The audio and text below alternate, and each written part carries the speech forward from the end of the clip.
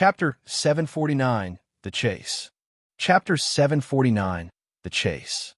Feng Wu sprinted off, and the three spiny frost beasts took off after her. Proud Snowfield was a world of vast whiteness.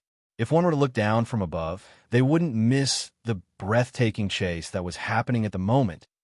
Looking over her shoulder, Feng Wu saw that the three beasts had split up and formed a triangle behind her. It was a typical assault formation, and they wasted no time in pressing forward. The distance between Feng Wu and the beasts kept getting narrower.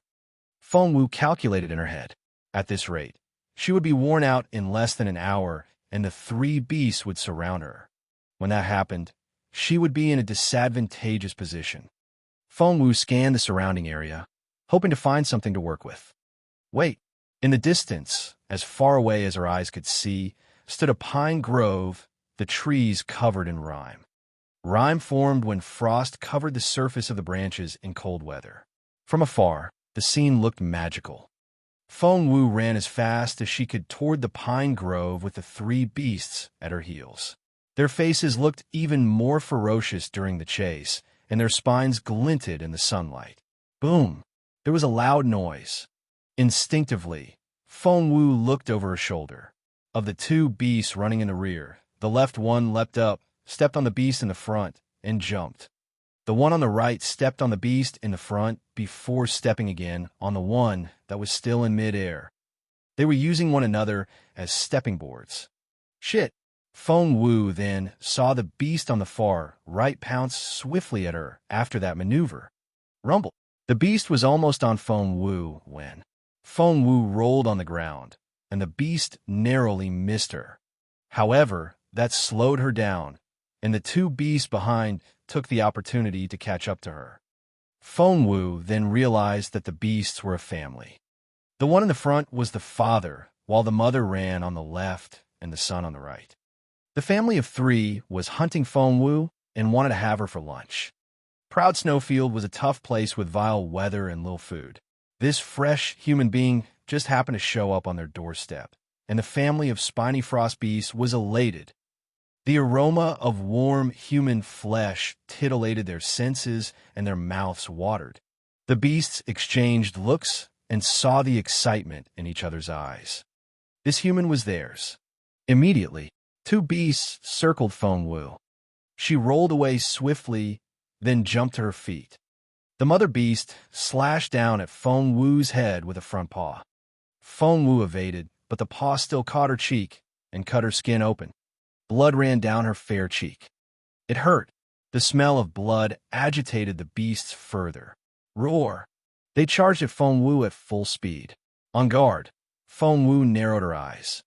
She knew very well that she couldn't handle all three beasts all at once, and her best strategy was to separate them. With that in mind, Feng Wu wiped the blood off her cheek and jumped into a pine tree. She moved very fast. Chapter 750 No. Chapter 750 No. Grabbing a frozen branch, Feng Wu swung forward, and the next second, she had flown into a second pine tree. The three spiny frost beasts were all bewildered. This human girl was more agile than a monkey. But did she think she could get away so easily? All three beasts had eerie smiles on their faces. Chase! They went on pursuing her frantically. Right at that moment, thud! The sun stepped on a spike, which nailed it to the spot.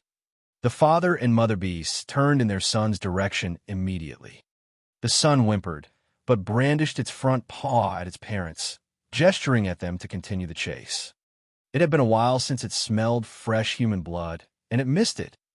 The parents exchanged looks, darted loving glances at their son, then dashed off again. They had to catch this human girl. Feng Wu swung and leapt from one pine tree to another, and she looked over her shoulder every now and then. She noticed right away that only two spiny frost beasts were after her now. However, they were two very smart beasts. They evaded all the traps Feng Wu had set for them. Seeing that they were getting closer and closer, an idea struck Feng Wu all of a sudden.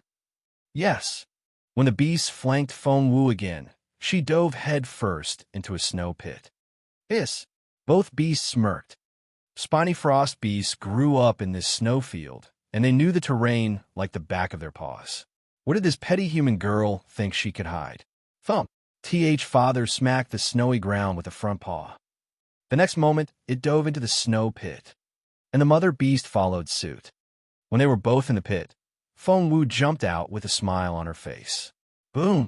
Immediately, an explosion went off in the pit, fueled by fire, spiritual energy. The father beast was closer to the explosion, and the blast hit it right in the face. Its left eye became a bloody hole. Its painful wail drifted up from underground. The mother beast was devastated. Without hesitation, it dashed out of the pit and charged at Feng Wu. Meanwhile, Feng Wu had already set up a simple frost-killing formation. It was plain and straightforward. The formation was created with ice thread tied between two pine trees. The thread was colorless, odorless, and almost invisible in the sunlight. Once Feng Wu infused the thread with spiritual essence, it became very taut and could cut open flesh at the slightest touch.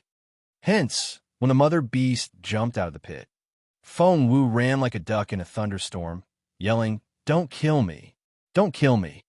The mother beast grinned, its face savage. It opened its mouth so wide that it could swallow Feng Wu whole. Roar!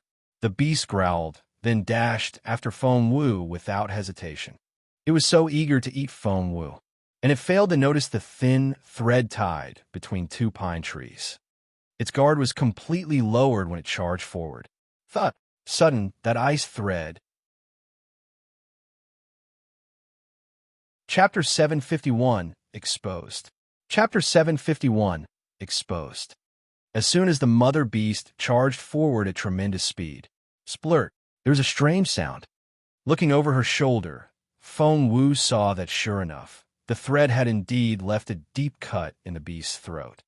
Feng Wu's heart sank. The hides of spiny frost beasts were thicker than she expected. Before the mother beast could recover from the shock, Feng Wu charged at it with her flaming sword in hand. She was unbelievably fast. Whoosh! She followed with another slash to the beast's throat. Its skin was really hard to cut through, but thanks to that ice thread, there was already an existing open wound in its throat. Feng Wu only had to make it larger. The mother beast stared at Feng Wu in disbelief. That was impossible. How could this be? Up until its death, it still couldn't believe that it was going to be killed by this human girl. The family of three had been so confident of victory that they had underestimated the girl. But she was actually able to. KRRR. The mother beast tried to make a sound to warn its husband of this sinister and crafty human girl. But before she could make a sound, Feng Wu's flaming sword swung down once more. She slashed a third time. Whoosh! The mother beast's head rolled off its shoulders, and it didn't even have time to close its eyes. Just then, the father beast jumped out of the pit, and the first thing it saw was the head rolling around on the ground. At that moment, the father beast's head went blank. That was impossible. He couldn't believe it. One of its eyes had been hurt by the explosion, but it could still see. Its partner was. Looking up, the beast stared at Feng Wu with a savage look on its face, its remaining ice-spitting flames of hatred. Roar! The father beast went berserk. Feng Wu smiled coldly. 3 spiny frost beasts were too much for her to handle all at once, but there was only one left now. And this one was already injured. Just as the beast pounced at Feng Wu activated all her spiritual essence and acted like a real level 5 spiritual grandmaster. All the spiritual energy around her was sucked into her body, and she slashed at the beast with flaming sword. It was a bloody and relentless battle. One human, one beast. Both tried to kill the other. This spiny frost beast was a level 5 spiritual grandmaster as well, but it was injured. In the pine tree grove on the vast snowfield, the girl and the beast both gave as good as they got. It wasn't so obvious at first, but before long, Feng Wu had gotten the upper hand. Thud! Flaming sword pierced the beast's chest. The beast's spiritual essence surged out toward Feng Wu's headband. 2 stars lit up when Feng Wu killed the mother beast. With the father beast dead, another 2 stars lit up. Feng Wu was baffled when she realized this. Was it that easy to light up the stars? But Feng Wu's stomach turned, and she mumbled, "My secret will be exposed when they see my stars lit up." Chapter 752, Concealment. Chapter 752, Concealment. They had just been thrown in, and the other candidates probably hadn't started hunting magical beasts yet. What was more, they might not yet know what was going on. But she had obtained 4 stars right away. Wouldn't that be a bit too? Just then, Feng Wu heard a voice in her head. "Xiao Wu, do you need to conceal your stars?" It was Grand Secretary Feng. That was right on time. Grand Secretary Feng was such a friend in need. "Yes," Feng Wu said affirmatively. "All right," and that ended the conversation. But Feng Wu knew that no other words were needed. Grand Secretary Feng would take care of everything for her. That was a very reliable old man. Imperial College. There was a board in the college where the teachers could see the real-time ranking of the candidates. The system would score and rank all 1,000 students according to their performances. This was the restricted area, and only the 7 bosses were allowed inside. Right now, there were only 2 people here. One was Grand Secretary Feng, the acting principal, and the other one was Priest Wu. As for the other bosses, they had no interest in or the time to pay attention to this tryout.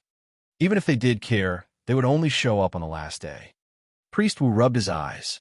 "Old Feng, am I seeing things? Why did I see Feng Wu's name jump to the top just then?" Grand Secretary Feng said, "Yes, you were seeing things." Priest Wu found it rather odd. He swore he had seen Feng Wu's name at the very top, but the next second, it wasn't there. How strange. Grand Secretary Feng smiled a little. He had only been granted this level of clearance after he became the acting principal, and he could manipulate the system a little. "Old Feng, your granddaughter is doing a good job. She's second already." Priest Wu pointed at the screen. There were 2 screens on the wall. The one on the left showed what the candidates were doing in Proud Snowfield at that very moment, and Grand Secretary Feng had full control over the system. He would only have to think of the candidate's name, and the person would show up on the screen. And a rectangular screen on the right had the candidates' names on it.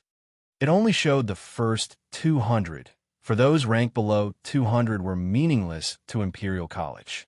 Every year, only 100 candidates were admitted, and that had never changed. Grand Secretary Feng looked at the screen on the right at Priest Wu's words. He was right. Mu Yaoyao's name had indeed risen to second. The first was a teenager called Xian Yuan. Grand Secretary Feng's gaze brushed past Mu Yaoyao's name and lingered on Xian Yuan instead. The Xian Yuan family always produces promising candidates. Grand Secretary Feng nodded. Priest Wu nodded. After all, the Xian Yuan family is one of the 9 major clans, and they have more capable members than we can count. It's only normal that one of their youngsters should stand out, or they'll be a joke.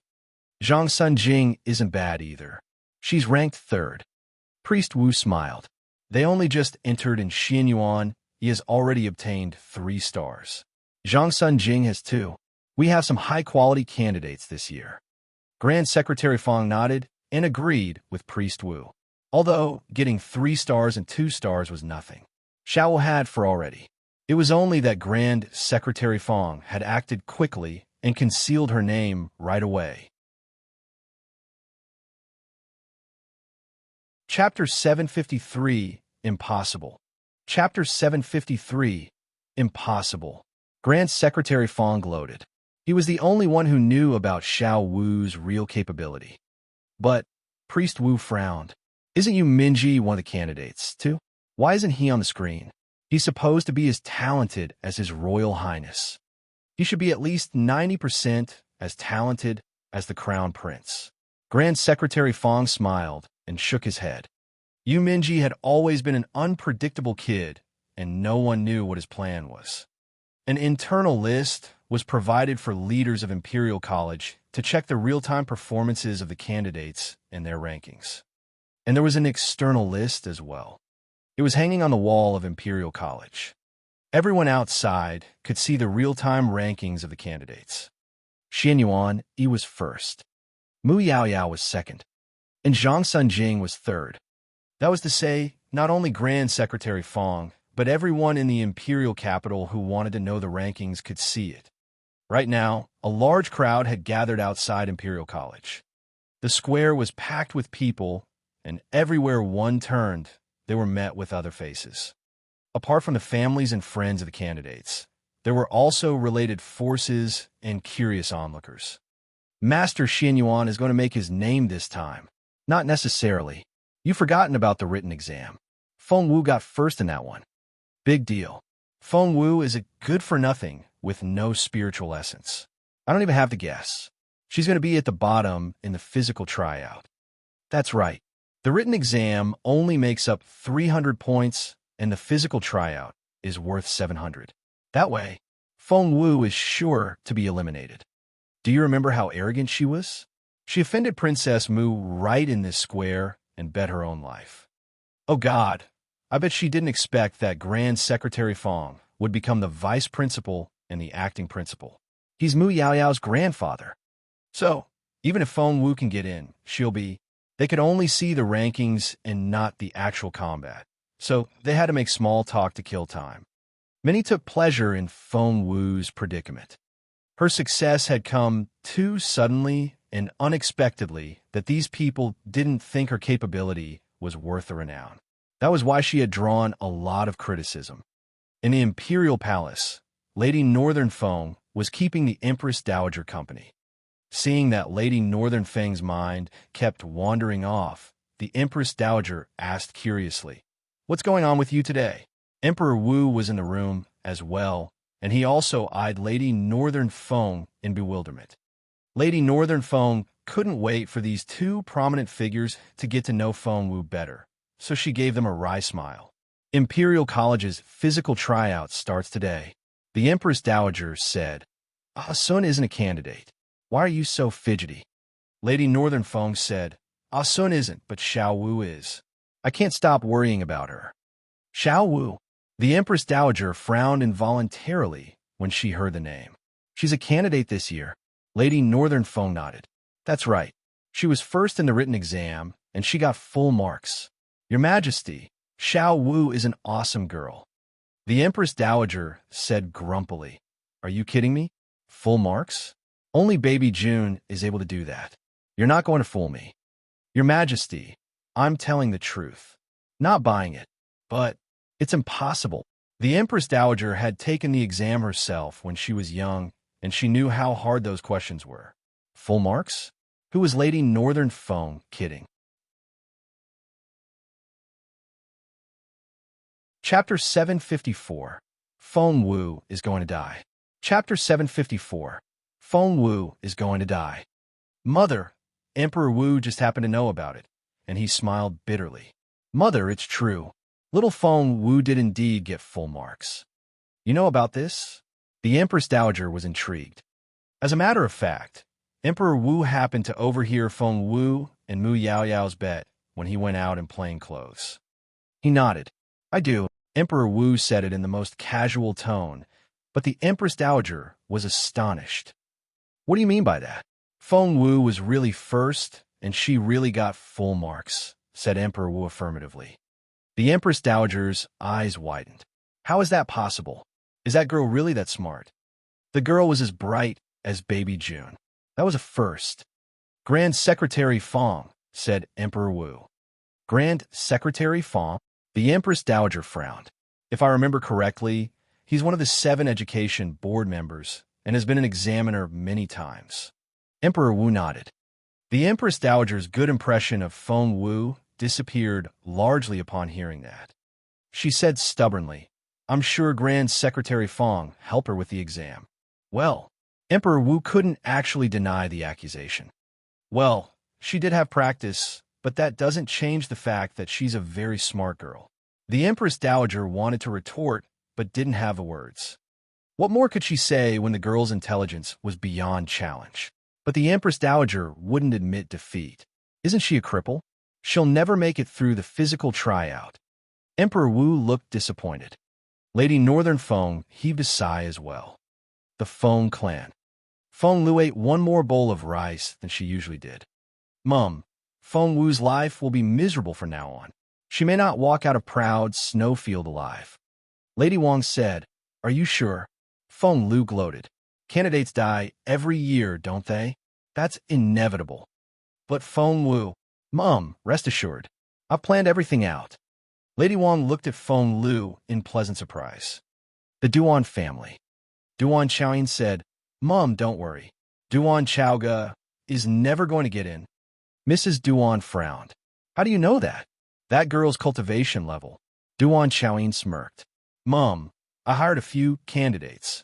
Mrs. Duan was glad to hear what Duan Xiaoyin told her next. The Zhuo family. Zhuo Ming, Zhuo Qingluan's father, knelt on a rush cushion, and his eyes burned with hatred as he stared at Zhuo He's memorial tablet. "Brother, I've learned how you died. I swear to God that I won't rest until Feng Wu is dead." Many in the Imperial capital were concerned with the physical tryout. Little did Feng Wu know that a lot of people were trying to use this chance to kill her. Back in the vast, proud snowfield, Feng Wu had killed 2 spiny frost beasts. Right now, she was ready to leave. However, at that moment, the son of the 2 beasts had finally pulled its paw free of the spike and caught up to her. It was astonished when it saw its dead parents. They had been pursuing this human girl, but why were its parents the ones who were dead? It had anticipated tasting juicy human flesh. Staring at Feng Wu, its eyes glistened. All of a sudden, roar! The cub charged at Feng Wu with burning hatred in its eyes. Feng Wu frowned. She knew the temperament of spiny frost beasts. They were narrow-minded and vengeful. Once they fix on a target, they would never let it drop. Chapter 755. Poor Feng Wu. Chapter 755. Poor Feng Wu. The cub was asking for death, and Feng Wu was happy to oblige. Thump, thump, thump. The battle didn't take long. The cub collapsed on the ground, its blood painting the snow red. It was still staring at Feng Wu as its pupils dilated and its breathing turned shallow. Its last thought was that if it didn't smell human flesh, didn't wake up its hibernating parents, and didn't get greedy, would they still be alive? But that was spilled milk now. The cut on Feng Wu's cheek was no longer bleeding, but it was a deep gash and looked quite severe. But Feng Wu didn't think much of it. With her rejuvenating pills, her face was in safe hands.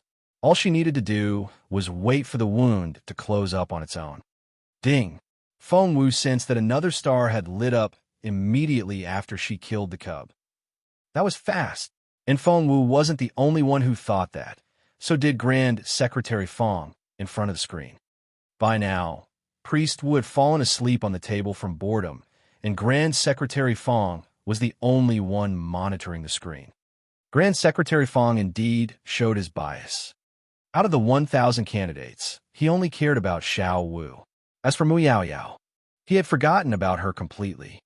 Looking at the 5 shining stars on Feng Wu's forehead, Grand Secretary Feng grinned. What a wonderful girl. The portal had transported the candidates to random locations on the snowfield, and the girl was one of the most unlucky ones. She was thrown directly into the center of Proud Snowfield and ran into magical beasts at the intermediate spiritual grandmaster stage right away. Most of the candidates were junior spiritual grandmasters. Those between levels 1 and 3 were considered junior spiritual grandmasters.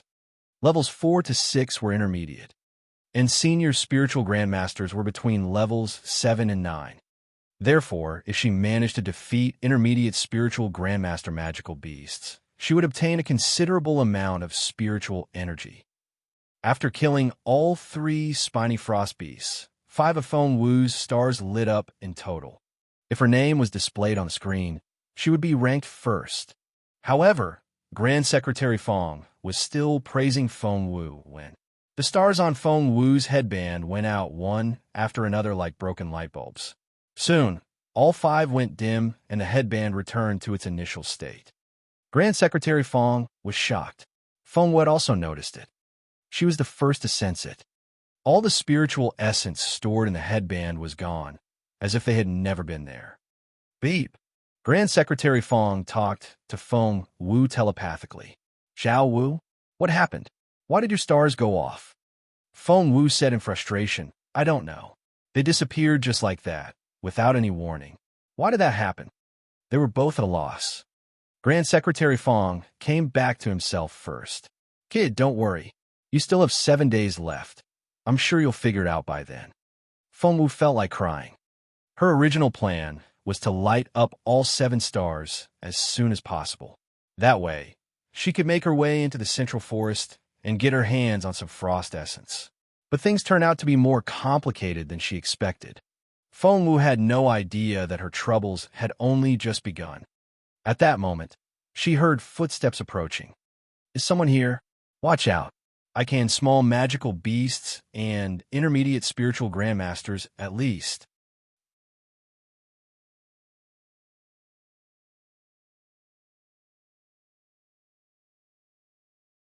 Chapter 757. Who Killed Them?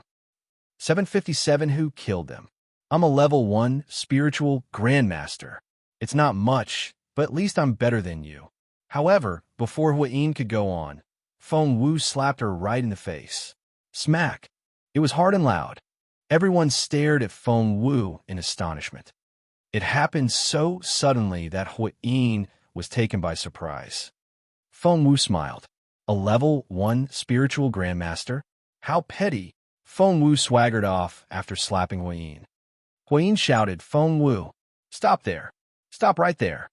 However, Feng Wu had already dashed off and become a little dot on the horizon. That was fast. Everyone looked at Huayin in bewilderment. Feng Shuiyu found Huayin's claim highly suspicious.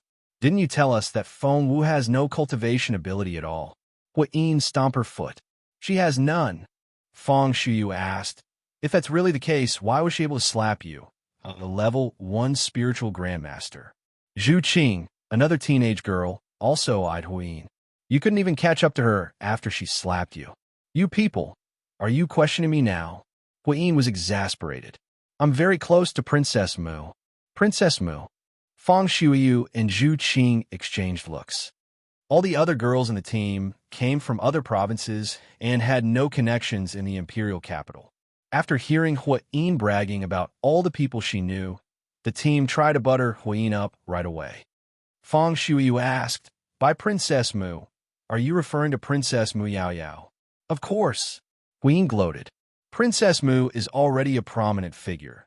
Then Grand Secretary Feng became the acting principal of Imperial College, which has only raised Princess Mu's status. After we get into Imperial College, you'll be rewarded for your contributions now. Feng Shuiyu and the others weren't naive, and they got the hint right away. With Mu Yao Yao as their patron, these newbies who were unfamiliar with the city wouldn't be bullied in Imperial College. At that thought, they went back to playing up to Huayin and trashing Feng Wu. Huayin was pleased. Although, who on earth killed these 3 spiny frost beasts? Feng Shuiyu asked curiously. Not Feng Wu, obviously. She didn't even have 1 star on her headband. Who then? They went on discussing possibilities. However, they couldn't figure it out no matter how they tried.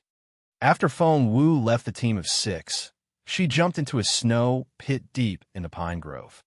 Feng Wu needed to readjust her body after the battle against the spiny frost beasts, and she wanted to find out why her spiritual essence disappeared for no reason.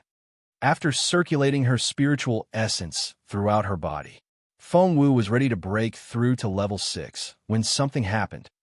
The spiritual essence she had painstakingly gathered flowed out of her, and it was gone. Feng Wu opened her eyes wide. How is that possible? Why did my spiritual essence disappear? Feng Wu knew that Zhuo Qingwan was a spiritual elder already. But Feng Wu was making even quicker progress. Only days after making it to the spiritual grandmaster stage, she was a level 5 spiritual grandmaster. It was unimaginable to other people.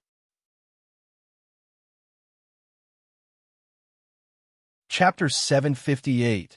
Should you choose to withdraw? 758. Should you choose to withdraw? But Feng Wu was able to make progress at that speed. However, before she realized it, the spiritual essence she gathered had dissipated. After the disappearance of the spiritual essence she obtained from killing the spiny frost beasts, the same thing was happening to her own spiritual essence. What the heck? Feng Wu began to panic. She examined her body over and over again, but no matter how many times she checked, she couldn't find anything wrong with herself. Just then, Feng Wu heard the sound of someone snoring. That was... She pulled something the size of her palm out of her pocket. Feng Tutu, her little tiger cub. To Feng Wu's surprise, little Feng Tutu was deep asleep, so deep that it looked like it had passed out. Its cheeks were flushed, and it was completely ignorant of what was going on around it. What was more, Feng Wu was amazed when she saw that Feng Tutu was absorbing spiritual essence through its fur. She could almost see little swirls on it. Absorbing spiritual essence. Feng Wu was astonished. Had Feng Tutu been sucking away all her spiritual essence this whole time? With that question in mind, Feng Wu flipped Feng Tutu over and touched its plump belly with a finger. A streak of spiritual essence flew into its body at her touch. The spiritual essence was so familiar and compatible with hers. It had to have originally come from her. Feng Wu was baffled, and realization struck her immediately. That's why my spiritual essence has been disappearing. It's all you're doing. Feng Wu poked the little thing in its forehead with a finger. However, the cub went on sleeping flat on its back, with little care for what was going on around it. Feng Wu was speechless. What should she do?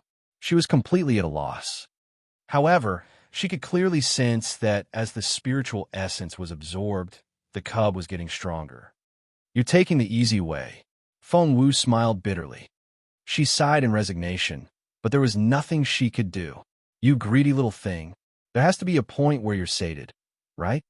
Once the cub's spiritual essence reached a saturation point, Feng Wu would probably be able to resume her cultivation.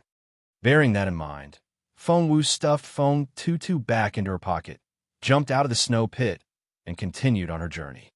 This was such a rare opportunity. With Grand Secretary Feng's help, no one else in Imperial College will be able to see how she performed. With no other candidates around, she could practice her skills on the magical beast without hesitation. She had been making rapid progress without engaging in much actual combat. Feng Wu had been longing for such an opportunity. Beep! Feng Wu's headband made a tiny beeping sound. Then, to her amazement, a map appeared in her mind, with a lot of red dots on it. There had to be around 1,000 of them. Feng Wu then realized that each dot represented a candidate. Instructions appeared on the map. In a life-threatening situation, the candidate can choose to press the panic button. After doing so, the candidate will be teleported out of the terrain with immediate effect. At the same time, the candidate will fail the exam, so please be cautious about using this course of action. Meanwhile, the same map and instructions appeared in every candidate's head. Feng Wu counted the red dots.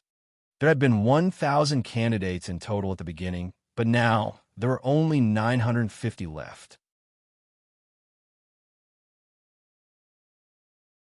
Chapter 759. It is Feng Wu's lucky day. 7:59 at S. Feng Wu's lucky day. That was to say, an hour after the tryout started, 50 students had dropped out of the exam. The tryout this year is so difficult. A candidate popped out of the portal after giving up on the tryout, and he collapsed in the square. He was covered in blood, had a big gash on his head, and was missing half his right ear. No one could bring themselves to look at him in that mangled state. Everyone in the square had been watching the changes in ranking, and they wanted to know everything about the tryout. They were thrilled to see a candidate come out.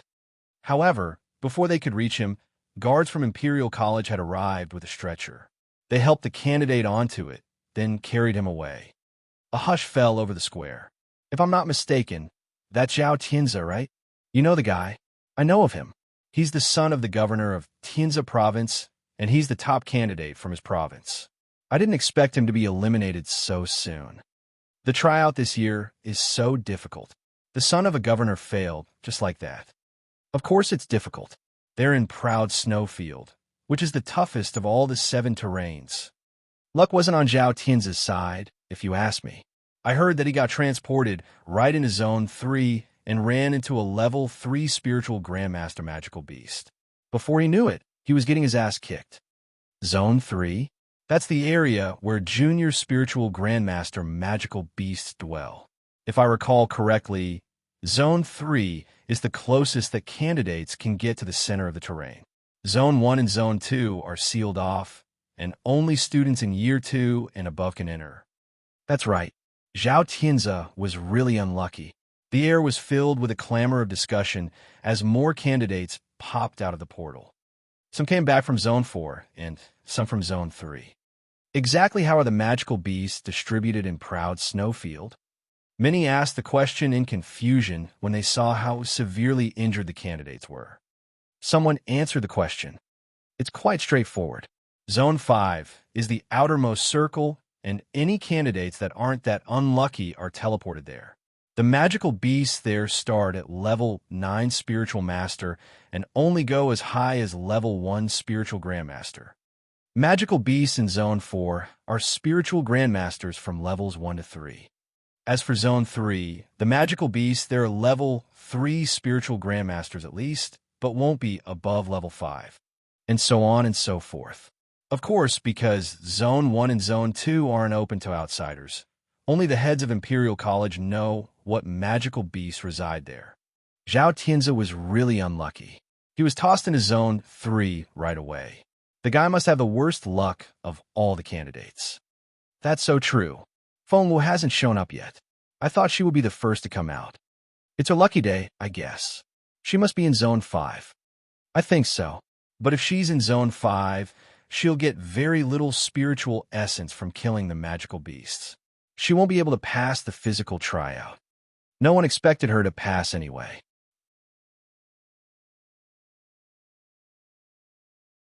Chapter 760 Recommendation Letter.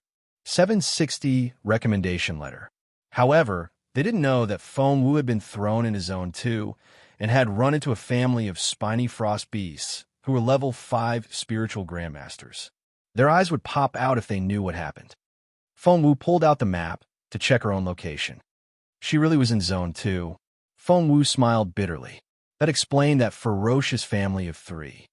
Seeing that most candidates were in Zone 3 and Zone 4, Fengwu was reminded of Chaoga. That kid was so outspoken and simple-minded. She hoped that Chaoga wouldn't walk into someone else's trap. If Chaoga ran into Mu Yao Yao and her people, shaking her head, Fengwu decided to take a walk in Zone 3. Magical beasts, there were spiritual grandmasters between level 3 and level 5, and she could handle them easily. Thanks to the red dots on the map, Fengwu was able to find the other candidates without being spotted. No Chaoga. No Chaoga. No Chaoga. After walking around in Zone 3, Fengwu found 3 groups that were comprised of candidates who had teamed up to fight the magical beasts. A team of 3 to 5 candidates was an equal match for a level 3 magical beast. Every time Fengwu found a candidate that wasn't Chaoga, she would mark them on the map. Chaoga was nowhere to be seen in the whole of Zone 3.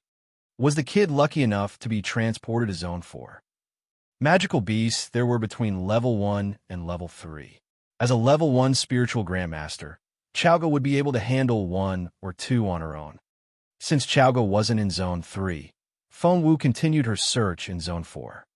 Mark. Fengwu moved very fast in the snow-covered field. She wore a white dress with a cape that had white fox fur piping around the lower hem, which gave her a smart and elegant look. With her white outfit and lightning speed, almost none of the candidates could detect her. When she showed up again, she was in Zone 4. "What do you people want?" someone shouted angrily in the distance. Duan Chaoga glared at Wenling. "I killed that cloud leopard. You people showed up at the last minute and took all the spiritual essence away. You sleazy bastards." "Ha," Wenling smirked. "Duan Chaoga, we were the first to beat this cloud leopard half-dead before you showed up to take the credit. We're the victims here. How dare you accuse us?" Chaoga was all by herself, but Wenling had help. Lucky for her, she had been able to meet up with Lu Hao and Mu Qing. 3 against 1. Chaoga was outnumbered. Despite that, Chaoga was never going to surrender to the villains. Chaoga scowled. "I'm the victim here, and you're the ones who try to take the credit. Wen Ling gloated. No, you are. Stomping her foot in vexation, Chowga charged at them. It's mine, and I'm not going to let you take it. Give me back the leopard's spiritual essence. Oh my, you want to fight? Great. Wen Ling smirked and said to her friends, Duan Chowga is with Feng Wu, and that woman is an eyesore to Boss Yufei. Take this woman down, and it'll be as good as a recommendation letter when we bring her to Princess Mu. All right. Behind Wen Ling, Lu Hao's and Mu Qing's eyes lit up.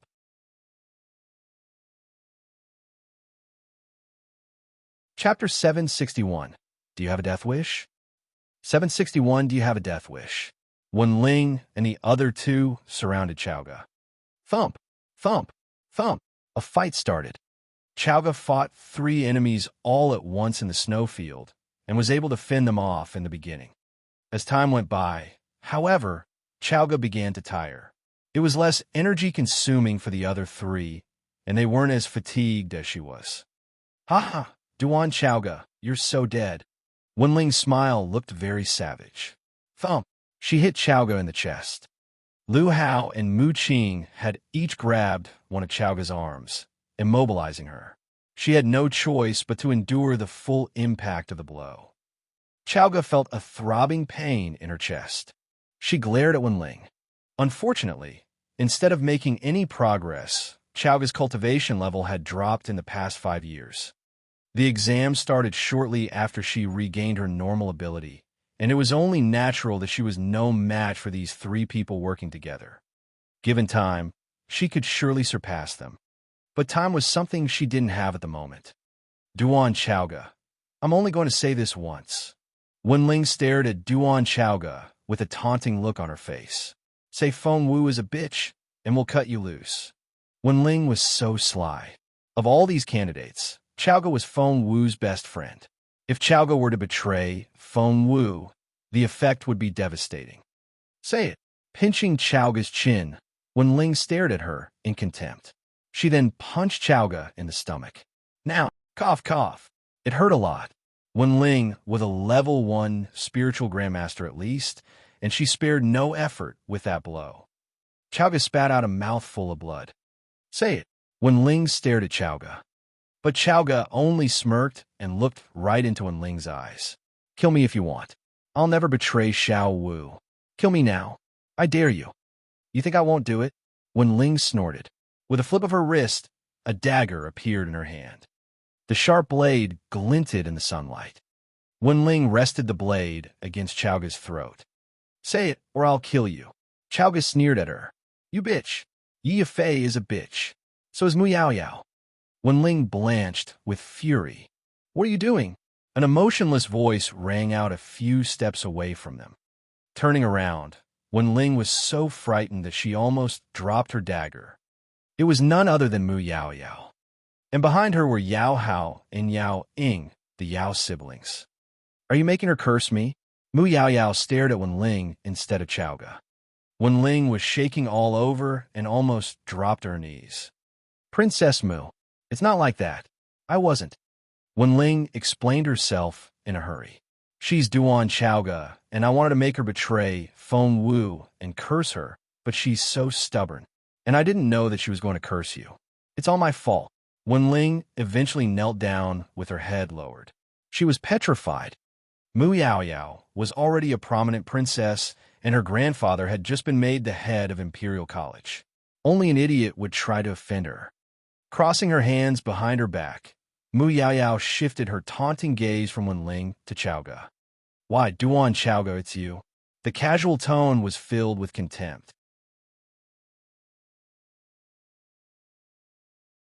Chapter 762. Feng Wu has arrived. 762 Feng Wu has arrived.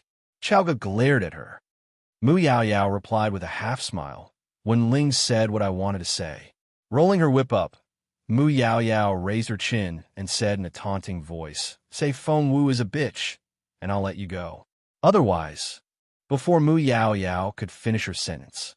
2. Chowga spat at Mu Yao Yao, and the sticky saliva caught Mu Yao Yao right in her face.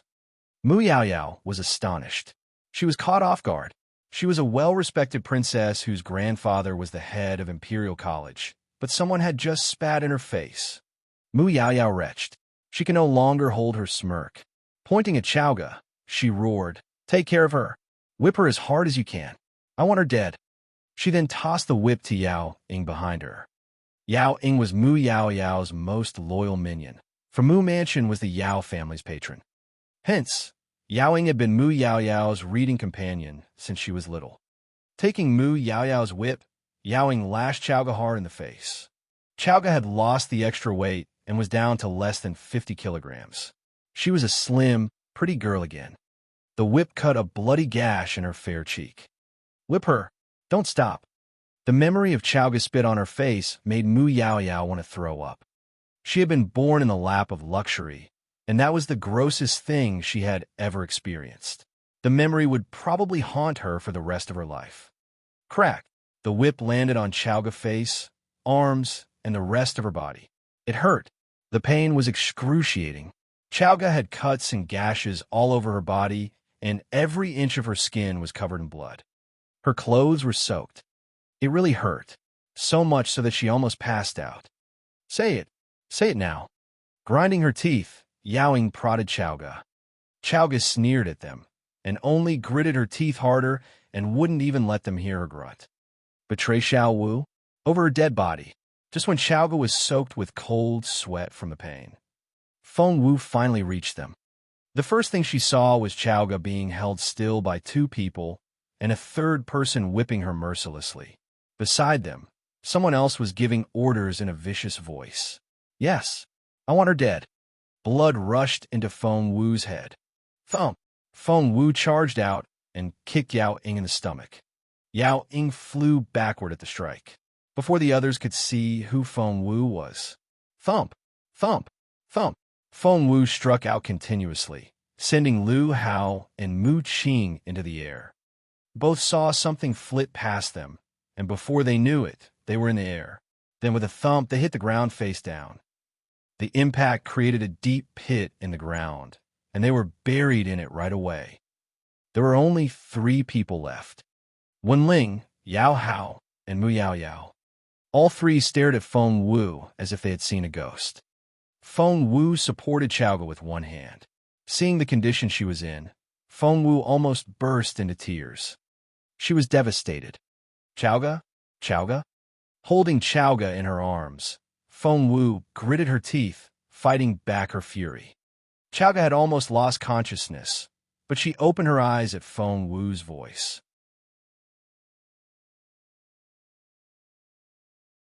Chapter 763, Feng Wu in a Fury. 763, Feng Wu in a Fury. Helping Chowga to her feet, Feng Wu was infuriated when she saw Chowga's unsteady gait. Without hesitation, she stuffed a pill into Chowga's mouth. "Xiao Wu, stop talking. Swallow the pill, activate your spiritual essence, and work on healing your injuries."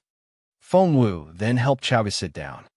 After taking care of Chowga, Feng Wu turned around to face the other 3. The look she gave Mu Yaoyao was as sharp as a cold blade. "What do you want?" Staring at Feng Wu, Mu Yaoyao couldn't help but stumble back at Feng Wu's piercing gaze. Stumble back. When she realized her reaction, Mu Yaoyao gritted her teeth and stepped forward. "You," Mu Yaoyao stared at Feng Wu. Feng Wu walked toward Mu Yaoyao one step at a time, her gaze fixed on the latter the whole time. "What do you want?" Mu Yaoyao glared at Feng Wu. "Don't for a minute think you can scare me." Feng Wu smirked, her gaze as sharp as a blade. Yao Hao blocked her way. "Feng Wu, stop right there." Feng Wu glanced at him. "Who the hell do you think you are? How dare you threaten the princess? I can kill you with a snap of my fingers." Yao Hao considered himself a capable cultivator. He was a level 2 spiritual grandmaster already. However, Feng Wu only raised a hand. Instead of striking out herself, whoosh, Little Phoenix materialized in the air and charged at Yao Hao. After absorbing the energy of the abnormal flame bead, Little Phoenix could finally come out of the ring. It used to be the size of a palm, but now its body expanded and it spread out its wings like a giant eagle. Pew! The bird opened its beak, puffing out orange-red flame. Instantly, there was fire everywhere. A fireball flew right at Yao Hao's chest. Whoosh! Caught off guard, Yao Hao was caught in the fire. He screamed in pain. The fire burnt through his clothes in no time and ate at his flesh. The pain brought tears to Yao Hao's eyes. He was quick to react. Jumping back, he began to roll around in the snow. They were in the middle of a snowfield, and the ground was covered in snow. He thought that rolling around would put out the fire immediately, but he was wrong. Little Phoenix's fire was the abnormal flame which it had obtained from Junlin Yuan. An abnormal flame wasn't something one could extinguish with water. Yao Hao kept rolling and patting at his chest, but the fire only grew bigger and began to spread out. Wenling was baffled by what she saw. That bird was incredible. How frightening. Where had Feng Wu found such a pet? Wenling knew that Mu Yaoyao hadn't even reached Yao Hao's cultivation level. Yao Hao's dilemma meant that Mu Yaoyao wouldn't be able to protect her. Recalling what she had done to Chaoga, Wenling felt a chill run down her spine. She turned around and ran. She couldn't fight, but she could flee. But as soon as she turned around, Feng Wu's cold voice rang out behind her. Staring at Wenling's back, Feng Wu grinned. Wenling, where do you think you're going? With Feng Wu's great memory, of course she remembered Huiyin and Wenling. She only pretended not to recognize Huiyin to embarrass the latter. Feng Wu's voice made Wenling jump. Without hesitation, she bolted. However,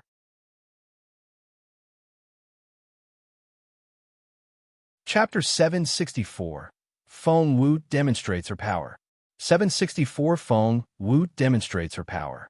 However, Feng Wu only snorted and darted a glance at Little Phoenix. Little Phoenix and Feng Wu could read each other's minds. All it took was a look from Feng Wu. Whoosh! Little Phoenix flew as swift as an arrow at Wenling. Whoosh! Orange-red flames spurted out of its beak and headed straight for Wenling's back. Wenling was devoured by flames from behind. The flames looked like devilish faces and made wicked, giggling sounds. Not only Wenling's back, but her hair was on fire as well. Help! Help! Princess Mu, help! Tears rolled down Wenling's face, but she couldn't make a sound because of the searing pain. At that moment, she could smell death, and she was scared. Copying Yao Hao, she rolled around in the snow. She cried and she pleaded, but nothing worked. The fire seemed to have a life of its own, and wouldn't die no matter what. And it bored deeper into her skin. Wenling regretted everything she had done. Why did she have to do that to Chaoga? Why? However, it was already spilled milk. Looking at Mu Yaoyao, Feng Wu smirked.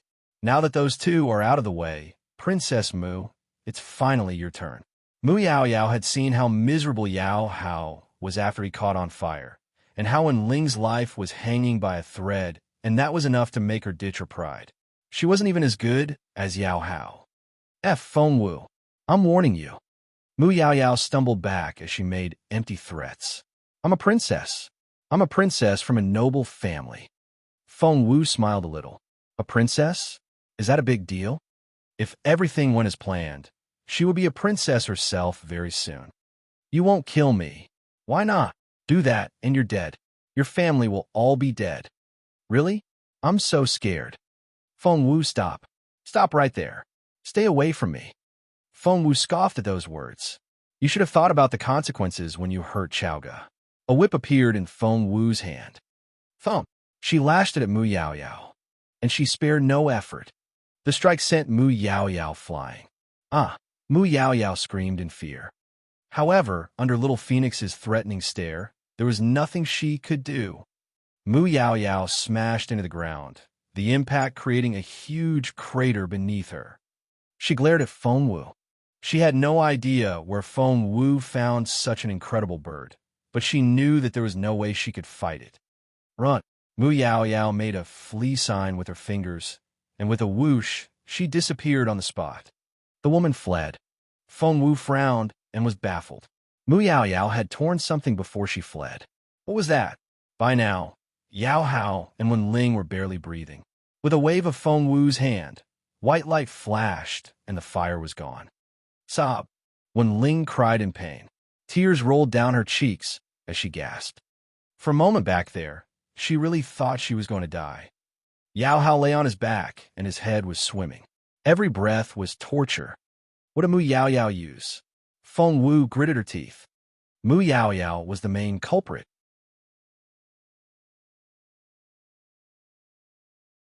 Chapter 765. A Breakthrough? 765. A Breakthrough. Feng Wu was only able to lash Mu Yao Yao with the whip once before the latter bolted. That woman hadn't suffered enough. She knew that Yao Hao was Mu Yao Yao's closest minion, and she directed her question at Yao Hao.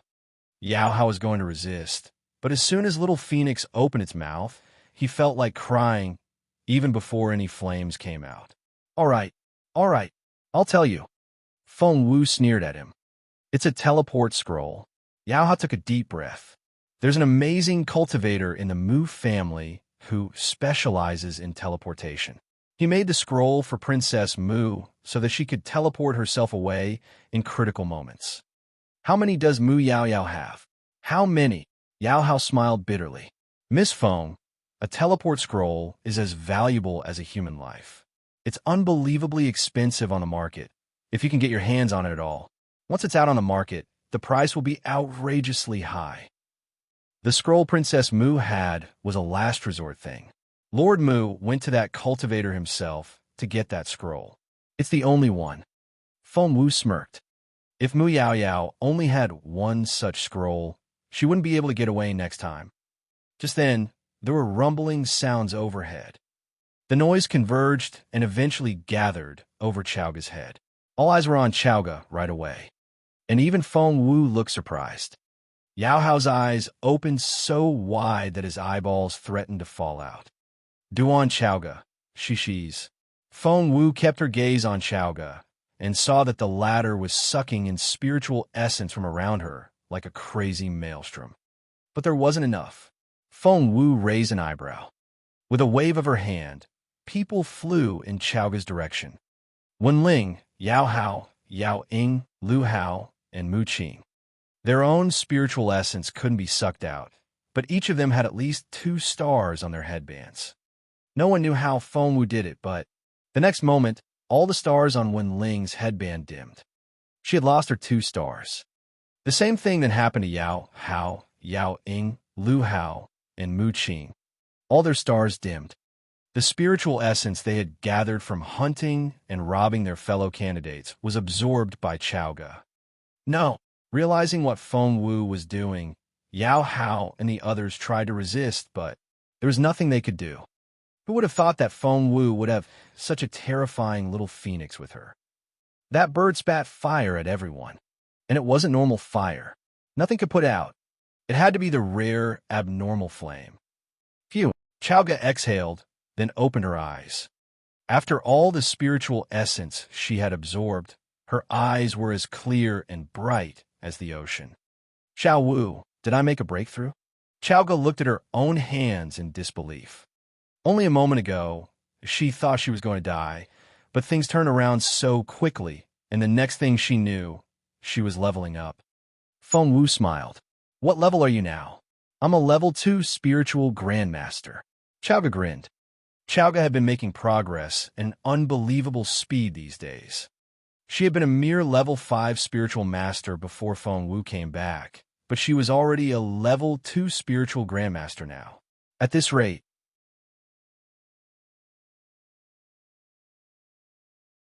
Chapter 766, Frost Essence. 766, Frost Essence. Feng Wu was genuinely happy for Chaoga when she found out that the girl was already at level 2.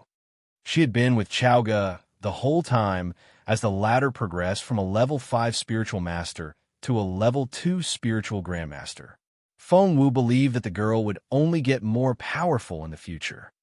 Thanks to her breakthrough, spiritual essence circulated throughout Chaoga's body. When she examined herself again, she saw that all her internal injuries had been healed, as well as the cuts on her skin.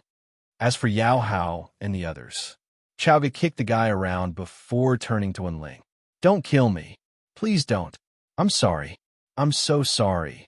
Wenling dropped to her knees and pleaded. Chowga smirked. I'm not going to kill you, but you'll wish I did. After that, Chowga raised her dagger. Wenling watched as the blade cut into her cheek. It was so deep that it exposed the bone. Chowga left a bloody, deep gash on Wenling's face. Wenling screamed before collapsing on the ground. She was so frightened that she passed out.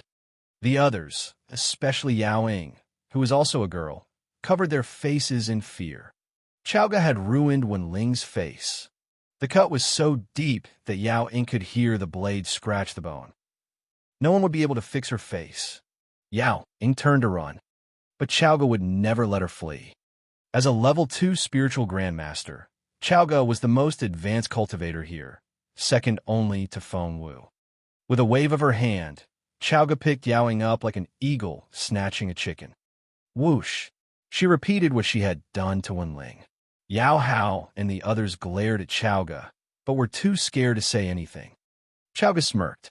I know that a scar on the face means little to guys, but this one will be the shame of your life. Whoosh! She made another cut. Whoosh! Whoosh! Chowga cut each person on the cheek, making a deep gash. It would stick with them and remind them of the shame. It was a scar they would carry for life. After taking care of Wenling and the others, Feng Wu and Chowga went on their way. Xiao Wu. Chowga took hold of Feng Wu's hand and said in a pitiful voice, Xiao Wu, thank God you got there in time. I could have been killed. Feng Wu patted her on the head, then said in a grumpy tone, no, you wouldn't have. Even if they were going to kill you, they would make sure to do it in front of me. They wanted to enrage her to make her act impulsively. That way, they would have an excuse to kill her. Mu Yao's target had always been Feng Wu, and Feng Wu alone. Xiao Wu, where are we going now? Chowga asked. She would stop thinking whenever Feng Wu was around. All she needed to do was follow Feng Wu. First of all, we'll find Mu Yao to get our revenge. Then, we'll get enough spiritual essence to light up all 7 stars. But most importantly, we need to find Frost Essence. Frost Essence? Chowga looked bewildered. What was that? I haven't told you. Feng Wu smacked her own head. No, this is the first time I've heard of it. Feng Wu said, Grand Secretary Feng is building a formation for cultivation next door, and the formation has to have a core, which is what the Frost Essence is for.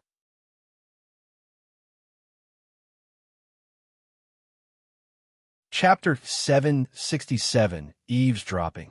767, Eavesdropping. Chowga stared at Feng Wu. What a coincidence. There just happens to be frost essence in the terrain for the physical tryout. Feng Wu smiled at her. I see. Chowga smacked her own thigh. You made this happen, didn't you? You asked Grand Secretary Feng to pick this terrain where that frost essence is, right? Feng Wu shrugged. Grand Secretary Feng hasn't always been the vice principal, has he? But I did suggest he choose Proud Snowfield for the physical tryout. Xiao Wu, you're incredible. Duan Chowga was amazed. She then gloated. I overheard the other candidates complaining about this terrain earlier, saying it was too difficult. If they knew it was you. Shoo! Feng Wu shushed her with a finger. Chowga covered her mouth and stared at Feng Wu in bewilderment. But one of Chowga's good qualities was that she always followed Feng Wu's orders. Feng Wu led Chowga to the back of a snowdrift, and they sat down out of the wind. The snowdrift was as tall as a wall. No one passing by on the other side could see them. They heard someone talking on the other side. Have you heard? What? There's a super impressive candidate among us this time. That person got tossed into Zone 2 when we were teleported in. Wow. Zone 2. Aren't magical beasts their level 5 spiritual grandmasters at least? To newbies like them who hadn't made it into Imperial College, a level 5 spiritual grandmaster was something they could only dream about. That's right. I was told that the person killed 3 spiny frost beasts all at once. Seriously? Seriously? Who could that be? With what they can do, they've got to be the best candidate this year. Someone said it was you, Minji, the legendary sacred son of the Dark Court. Well, I'm not surprised if it's him. He's surpassed the spiritual grandmaster stage already. No spiritual grandmaster is his match. But some say that it wasn't him, for he headed for the center of proud snowfield as soon as he entered. So it wasn't him. I don't think so. Who else then? Apart from the sacred sun, 3 top candidates were mentioned this year. Ning Chinsi of Anyuan Province, Xian Yuan Yi of the Xian Yuan family, and Gong Sun Qing. Gong Sun Qing? So, Miss Gong Sun, the 3rd daughter of the Gong Sun family, is one of the 3 top candidates? Someone said in a pleased tone. Miss Gong Sun was here with them. Feng Wu and Chao Ge exchanged looks. Neither of them had heard of this Miss Gong Sun, but it was clear that those talking on the other side all knew who she was. For many cried out in surprise. Miss Gong Sun? Gong Sun Qing? Gong Sun Qing's people gloated and proudly replied, Yes, we have Miss Gong Sun Qing with us here. All the others were instantly thrilled and showered Gong Sun Qing with praise and flattery. After all, Gong Sun Qing was one of the top candidates in the bunch. Since they were lucky enough to run into her, of course they would jump at the opportunity. Miss Gong Sun, I'm Tao Shuang. Miss Gong Sun, I'm Yin Yi. Miss Gong Sun, I'm Du Jian. Miss Gong Sun, I'm... Gong Sun Qing only had 2 people with her. They were 2 siblings, Shi Sun and Shi Xian. The brother and sister raised their eyebrows in satisfaction. They were part of Gong Sun Qing's clique and felt like they could share Gong Sun Qing's fame.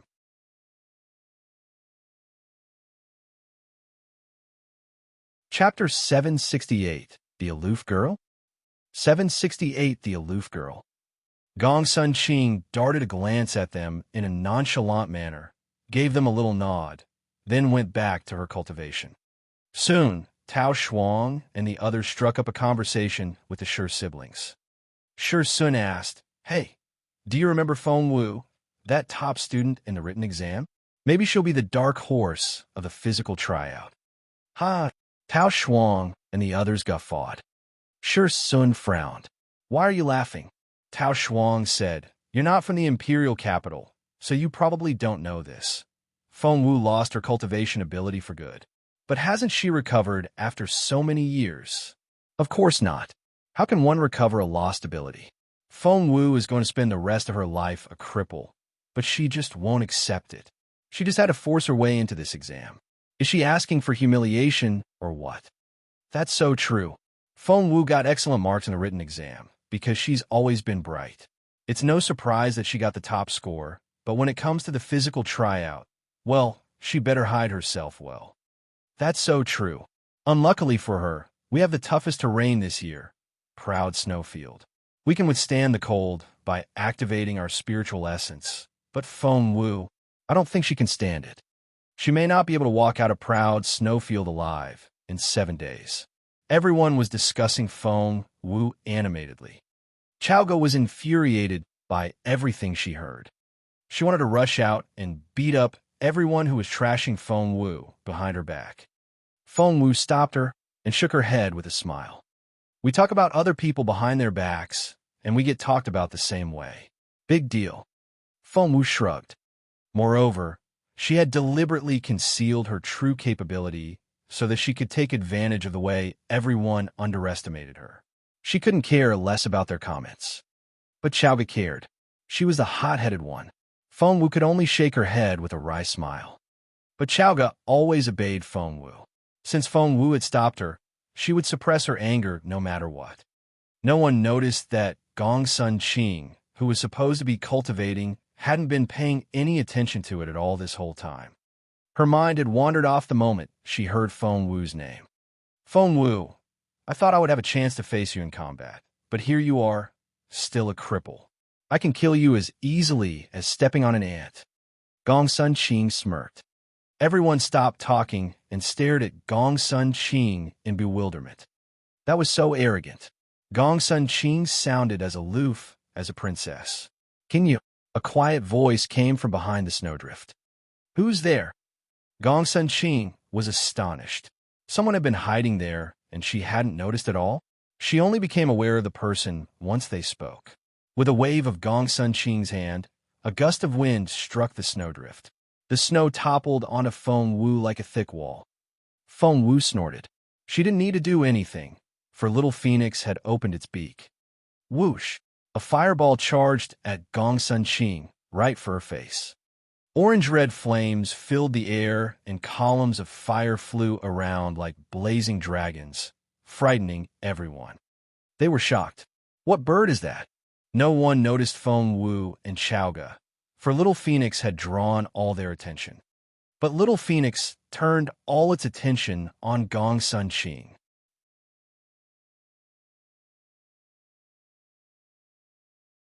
Chapter 769. The Little Girl Back Then? 769. The Little Girl Back Then. Although Little Phoenix was proud, sharp-tongued, and wouldn't admit to being Feng Wu's mount itself, it couldn't stand it when other people looked down on Feng Wu.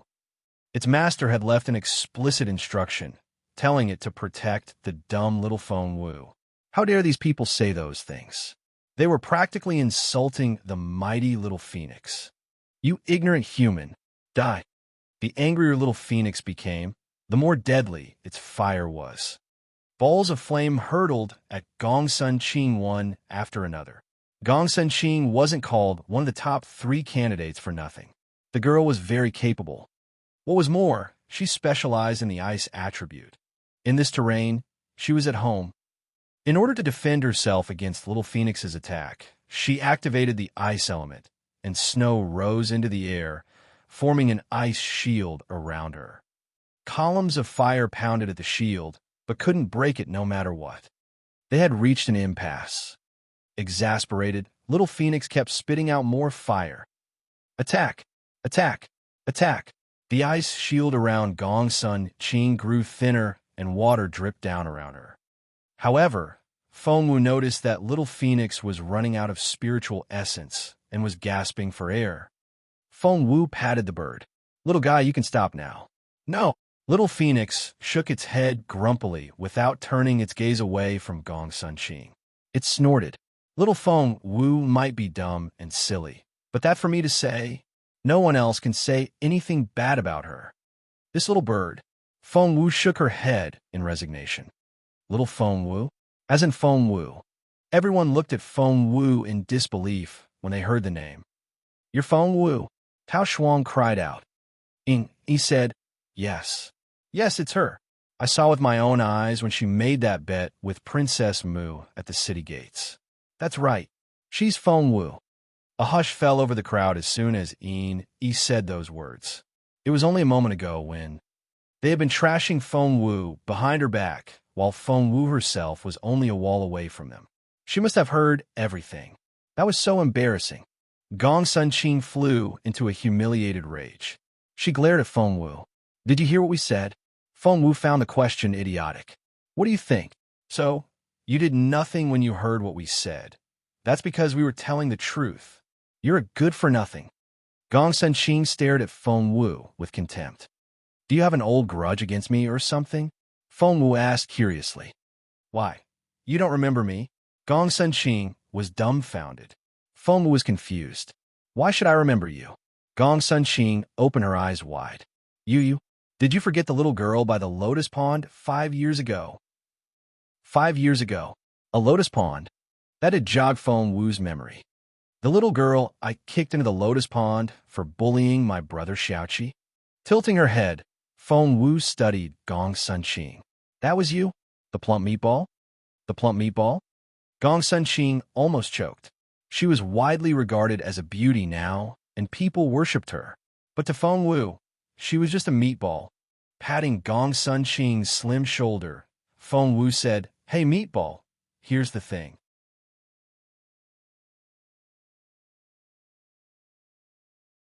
Chapter 770, A Bad Feeling. 770, A Bad Feeling. Patting Gong Sun Qing's slim shoulder, Feng Wu said, Hey meatball, here's the thing. Keep treating people like this, and you won't have any friends left. I'm not your friend. Gong Sun Qing glared at Feng Wu. However, at that moment, Feng Wu raised her hand. Whoosh! Little Phoenix showered the crowd with another round of fire.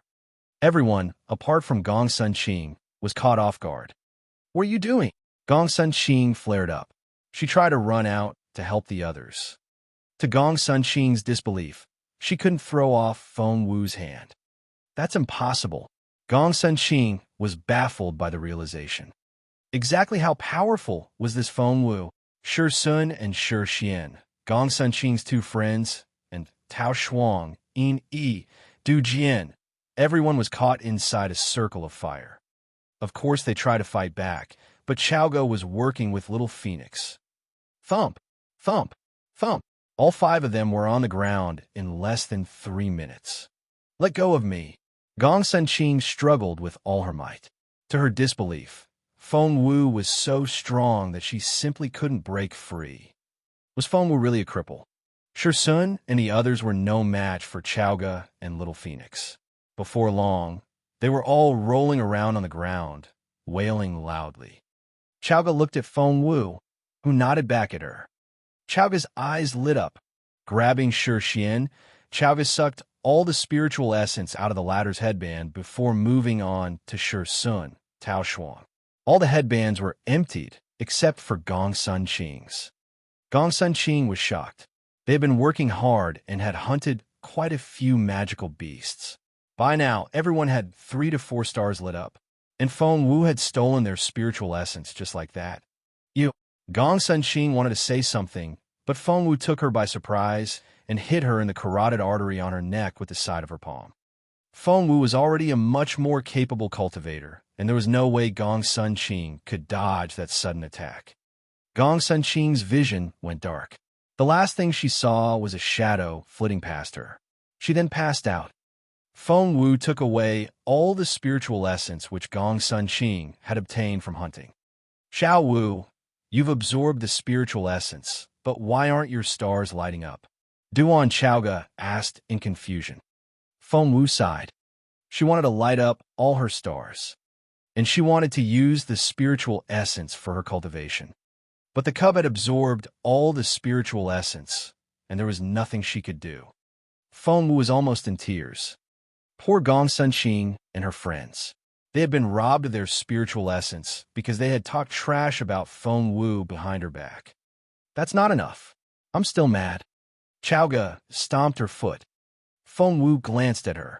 How about we do it again when they've lit up all 7 stars? That's a great idea. Xiaoge was thrilled. It would be like reaping chives. They only had 1 harvest so far. All they needed to do was wait for the leaves to grow, and they would be able to harvest again. If Gong Sunqing heard their plan, she would have a heart attack. Xiaoge had 4 stars already, but Feng Wu's headband remained dim. Xiao Wu, where are we going now? Xiaoge asked. Feng Wu said, the stars can wait. What's more pressing now is to find the frosty night beast. It has the heart of frost essence.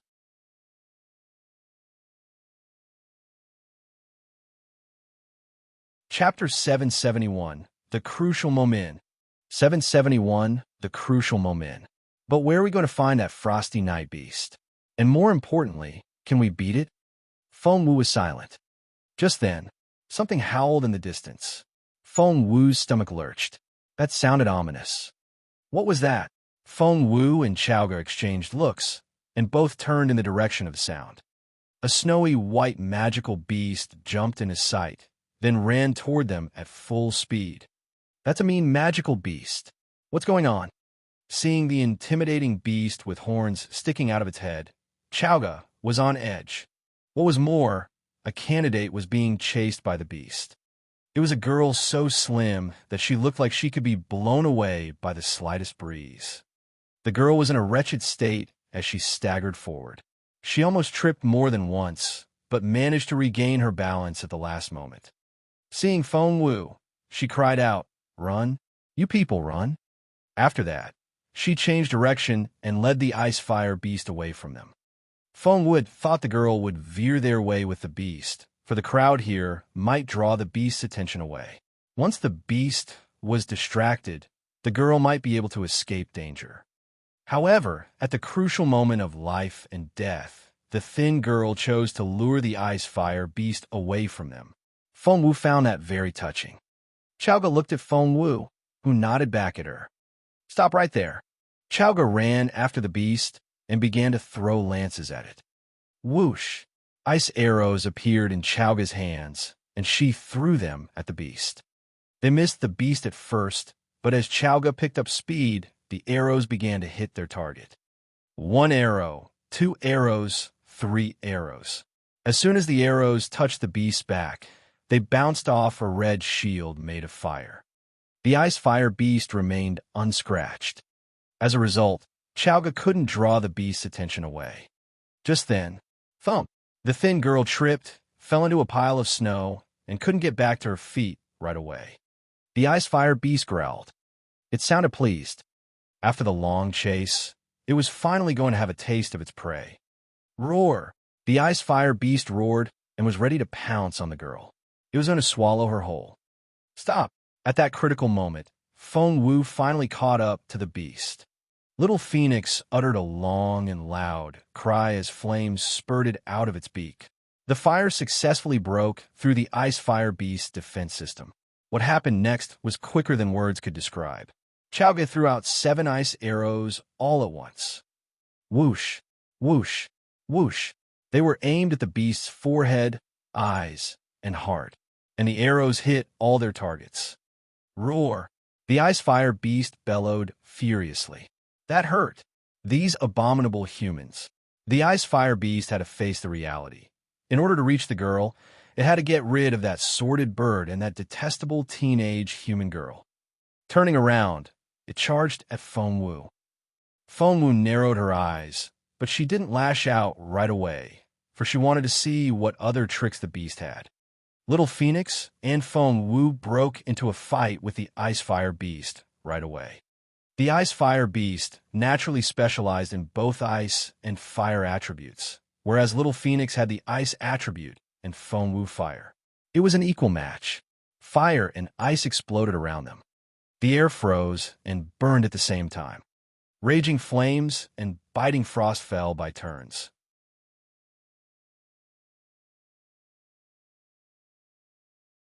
Chapter 772, Danger. 772, Danger. The girl that had been chased here by the beast was dazed on the spot. She hadn't expected to be saved. Once she recovered from her initial shock, she ran toward Feng Wu, shouting, "Run! Run now! This ice fire beast is too advanced for you to handle." Feng Wu glanced at her. "And you are? Zhu Yingjun. How did you piss it off?" I just happened to steal its egg." Zhu Yingjun showed Feng Wu a palm-sized egg. Its shell looked translucent and had a pale blue glow. Dense spiritual essence was coming out of it. "Why didn't you give it back?" Feng Wu frowned. "It didn't want it back," said Zhu Yingjun.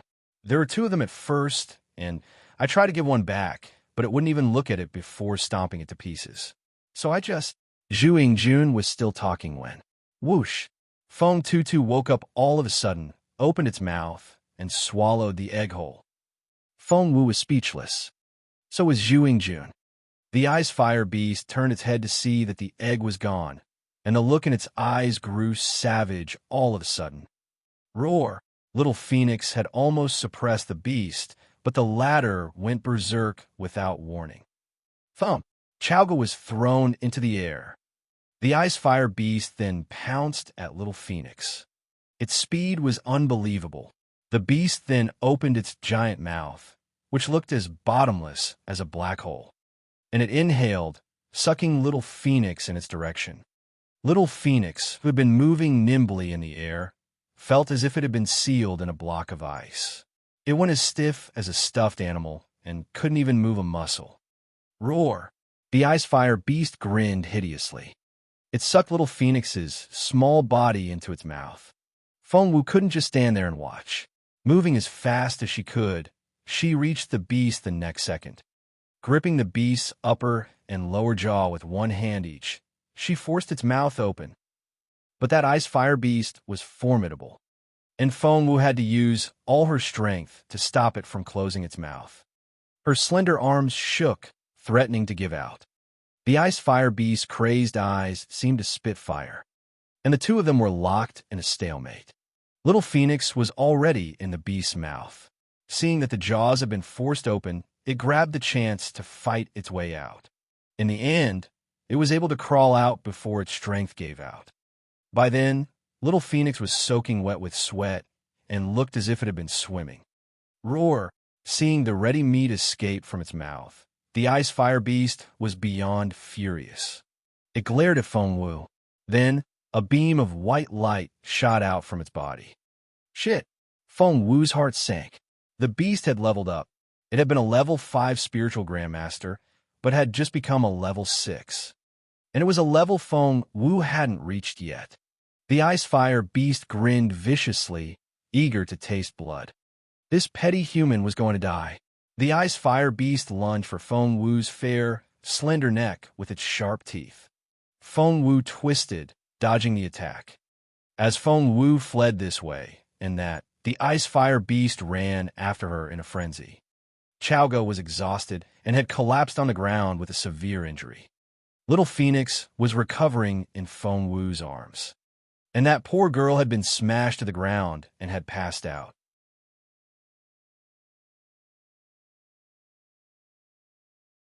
Chapter 773. There's got to be a way out.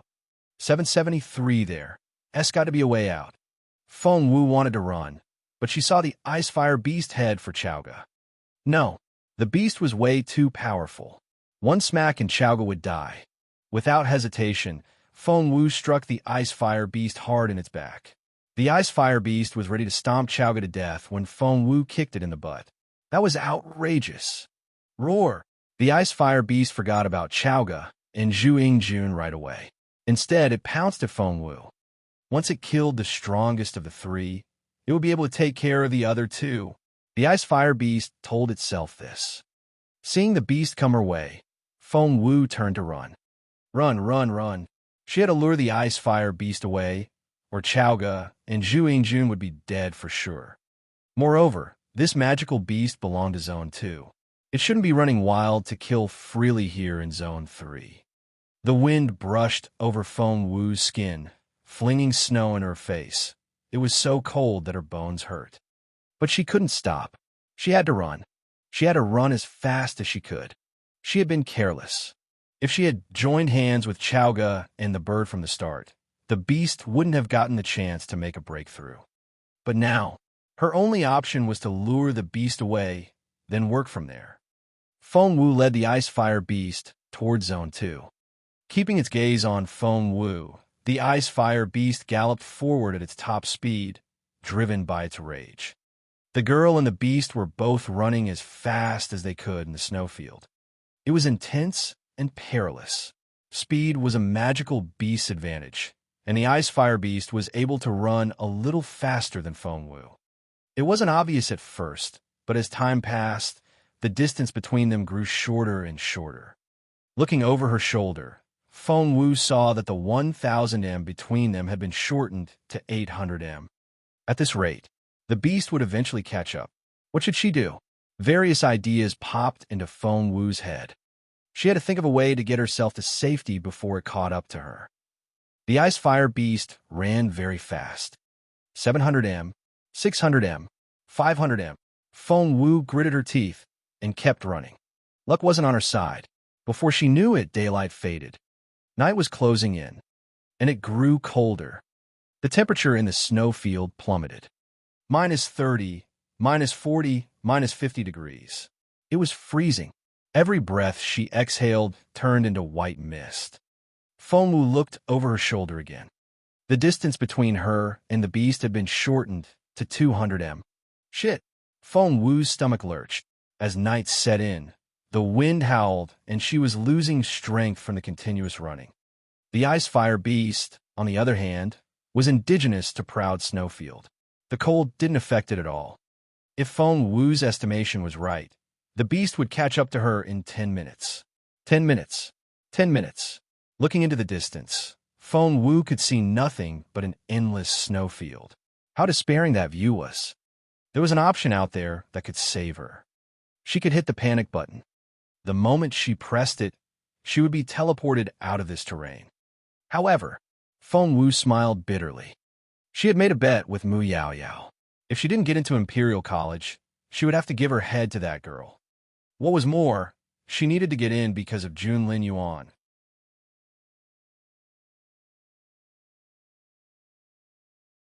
Chapter 774. Is she going to die? 774. Is she going to die? What about her broken star piece? A stubborn look flickered in Feng Wu's eyes. No, she wouldn't give up. Never. Roar. The ice fire beast was closing in on her. 100 m, 50 m, 30 m, 20 m. The ice fire beast locked its gaze on Feng Wu. Feng Wu had been setting up the traps which she had used on the spiny frost beast before, but the ice fire beast was far more intelligent and wouldn't be tricked. Roar. The giant beast leapt up, then pounced at Feng Wu from behind. It cast an enormous shadow on the ground. Feng Wu tried to dodge.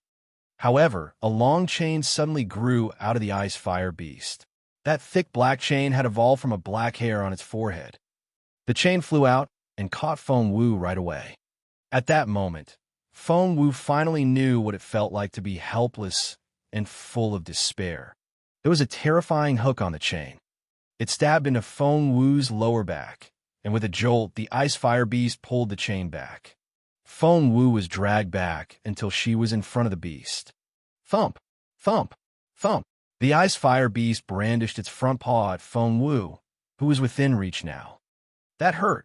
The beast punched Feng Wu 3 times in a row, which made Feng Wu see stars.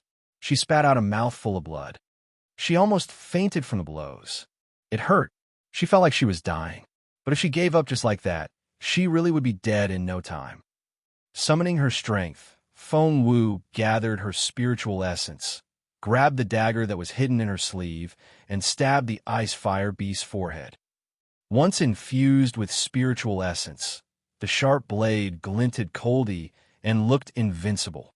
However, clank, ice fire beast smacked the dagger away with a sweep of its paw. The blade didn't even touch the beast. Thump! Ice fire beast threw another punch, aiming at Feng Wu's head. It opened a gash on Feng Wu's smooth forehead. Blood ran down her face. That had to be painful as hell.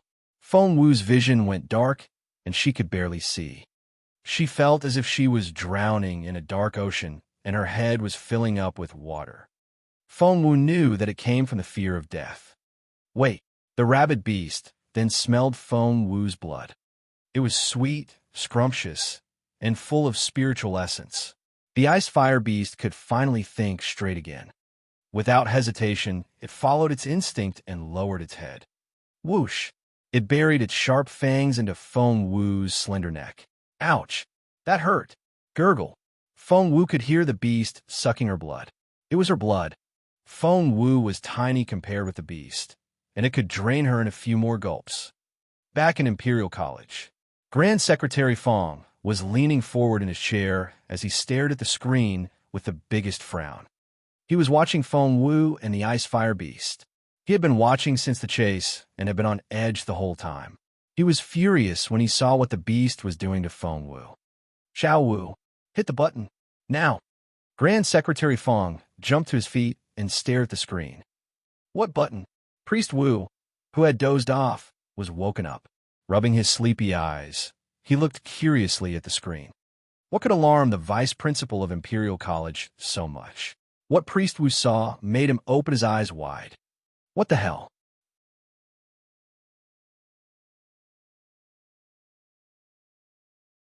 Chapter 775, Big Problem. 775, Big Problem. Is that Xiao Wu? As in our Xiao Wu? Priest Wu woke up all the way when he realized what was happening. Grand Secretary Feng didn't reply, for he was too focused on the screen to pay attention to anything else. On the screen, Feng Wu was covered in blood. Her hair, her face, her body, the blood was everywhere. Gurgle. The ice fire beast seemed to have found the best drink in the world and gulped the blood down in great excitement. Feng Wu drew in a breath. She needed to think of a way to save herself. Feng Wu flipped her hand, and there was a bottle of medicine in her hand. She then drank it.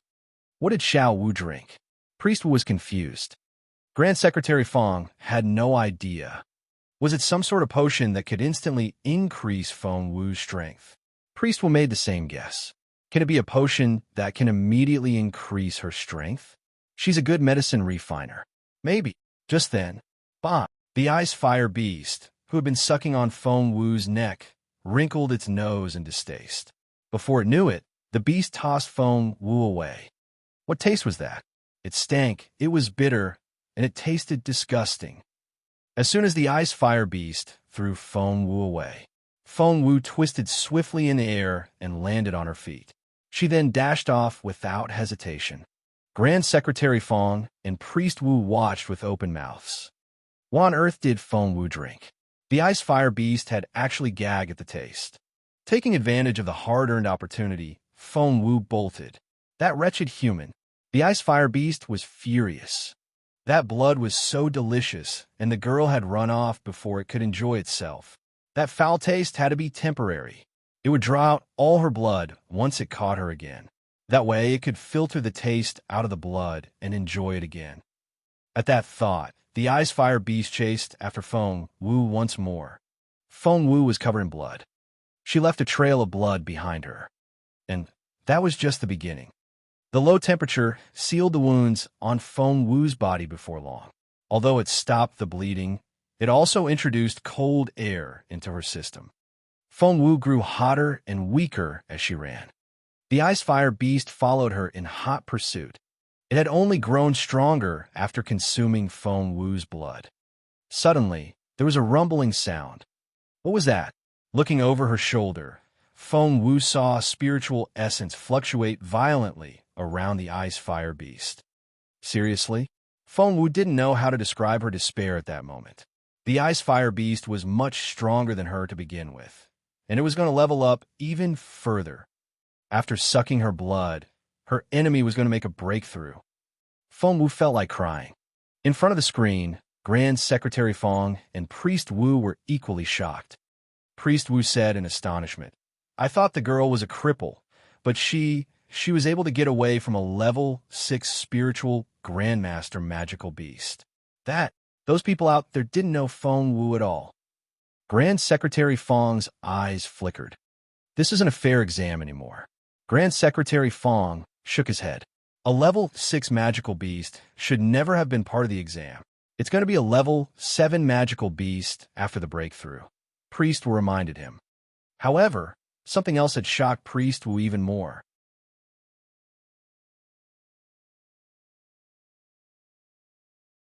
Chapter 776, The Pursuit. 776, The Pursuit. Xiao Wu had spiritual essence, and she was an outstanding cultivator. She was a cripple? Said who? Grand Secretary Feng took a deep breath. Who do you think should go in? You or me? Priest Wu rubbed his chin. Do you think that's really necessary? Grand Secretary Feng nodded. There's something too unusual about Proud Snowfield as the setting for the physical tryout this time. Something big is going to happen. I need to let His Majesty know. Grand Secretary Feng looked at Priest Wu. Someone needs to go to the Imperial Palace. You or me? Priest Wu said, I need to keep an eye on little Feng Wu. Grand Secretary Feng nodded. He then talked to Feng Wu directly. Xiao Wu, something's wrong with Proud Snowfield. Hit the panic button when you need to. Your life is the priority here. The message made Feng Wu's stomach lurch. So, Grand Secretary Feng had been watching her this whole time. He must have seen the perilous state she was in and had to be so worried about her. She would never hit that button, but to reassure the old man, Feng Wu nodded. All right. Meanwhile, she was still running at full speed.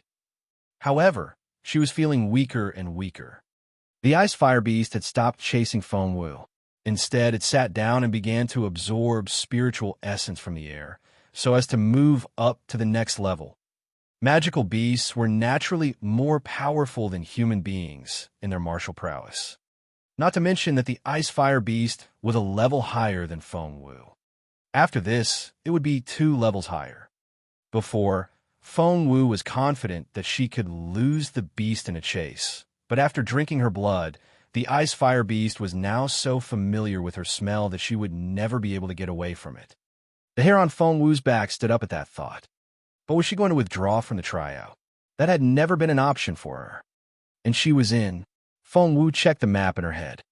She was running toward a more remote area away from the red dots, which represented the other candidates. At the moment, her own red dot was all alone in the snowfield. All the other candidates felt like a world away. Wait, Feng Wu suddenly realized that there was something else on the map. A few blue dots. 1, 2, 3. There weren't many, no more than 10. And they came in different sizes. What were they? Making her own as the reference point, Feng Wu studied the blue dots. 5 kilometers northwest of her, there was a medium-sized blue dot, which was. All of a sudden, Feng Wu drew in her breath. She knew what those blue dots were. They had to be magical beasts. For that blue dot had to be the ice-fire beast. Feng Wu's pupils contracted. So, the blue dots were magical beasts more powerful than her. Did these blue dots exist on all the maps, or was she the only one that could see them? Feng Wu pondered the question, but this wasn't the time to be curious. Her top priority now was to get rid of that ice-fire beast. All of a sudden, an idea struck Feng Wu. Those blue dots, they weren't there for nothing. She knew what to do. Rubbing her forehead to help herself concentrate, Feng Wu dashed toward one of the blue dots as fast as she could.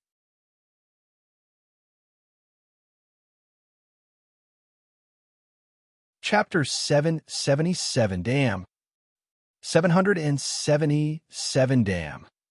Feng Wu had picked that blue dot after careful consideration. It was slightly bigger than the one which represented the ice-fire beast. And it was 100 kilometers from her, which was a reasonable distance. That it was then. Once her destination was determined, Feng Wu picked up speed and headed for it. Night had set in and the wind blew even harder. Feng Wu felt as if there was a fire burning inside her. But Feng Wu knew perfectly well that although the ice-fire beast wasn't chasing her now, she was in no way out of danger. The sense of crisis hung over her head like the sword of Damocles. She didn't know when it would fall, but she was sure that she didn't have much time left before it did. Run, run, run. Thump! Feng Wu ran too fast, and she lost her footing. She then began to roll down a slope. Luckily, the slope wasn't very tall, and she reached the bottom in a moment. Slumping over a snowdrift, Feng Wu gasped for air. She felt too weak to even move a muscle. A fire seemed to be burning inside her, and the heat was spreading to all her limbs. It felt so hot. Feng Wu checked her own pulse. She almost cried. Because of the blood loss, evil energy had gotten into her system and cold air was rampaging inside her. In modern terms, she had a fever and her temperature had spiked over 40 degrees. Feng Wu felt so weak that she wanted to bury herself in the snow and sleep for as long as she wanted. But reality wouldn't allow her to do that. She was all by herself now, and a lot of people outside were counting on her. She couldn't back down. Taking a deep breath, Feng Wu struggled to her feet.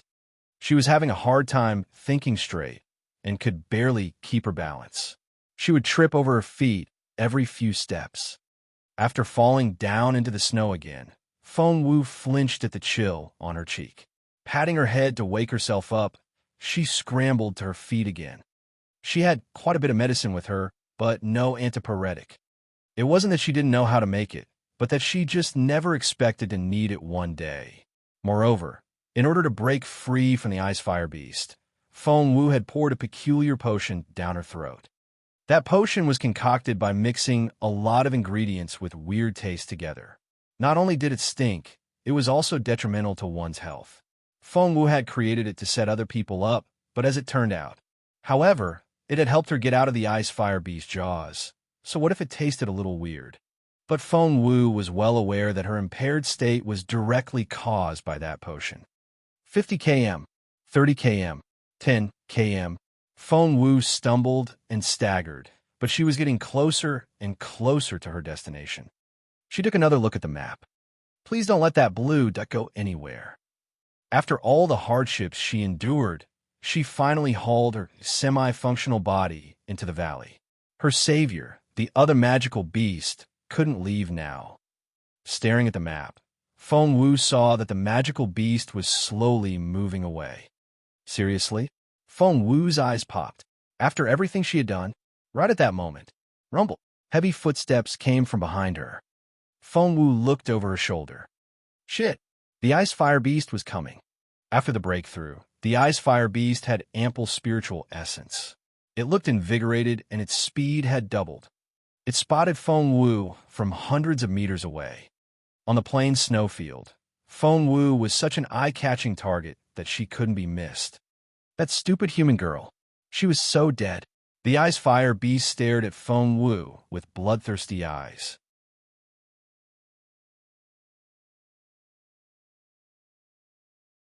Chapter 778, Chase to Kill. 778 Chase to Kill. The ice fire beast charged at Feng Wu at an unbelievable speed. Shit! An alarm seemed to go off in Feng Wu's head. Run! Feng Wu was overwhelmed by a sense of crisis and knew right away that she wouldn't survive if she let the ice fire beast catch her. Without hesitation, Feng Wu summoned all her strength and ran as fast as she could. Run, run, run! She had never run at such a speed. But the ice fire beast had discovered her, and it was too late to run. The beast was gaining on her. So was death. Feng Wu's stomach lurched, and she thought her heart was going to stop. Was she going to die just like this? In front of the screen, Priest Wu was worried sick.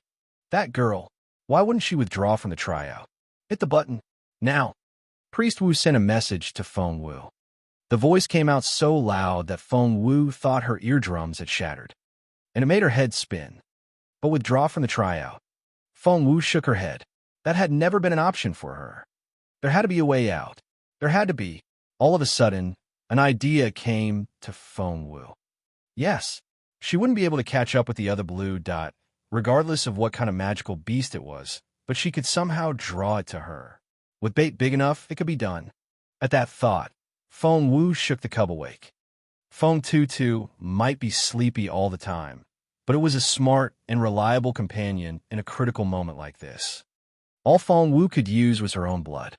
After smearing Feng Tutu's neck with her blood, she gave it some instructions, then sent it off. The ice fire beast caught up to her the moment the cub dashed off. Taking a deep breath, Feng Wu muttered an incantation. The next moment, the snow covered her, and she fell even deeper. The ice fire beast stared at the spot where Feng Wu had been a moment ago, a taunting smile on its face. That stupid human girl. Did she think she could run away? Die. The ice fire beast had very acute senses. Moreover, now that it had risen to level 7, its capability had doubled. Thump! It pounded the ground with all its might. In front of the screen, Priest Wu's eyes popped. He was worried sick. Feng Wu, get out now. You're gonna die. You really are. That's a level 7 spiritual grandmaster magical beast. Priest Wu shouted in Feng Wu's mind.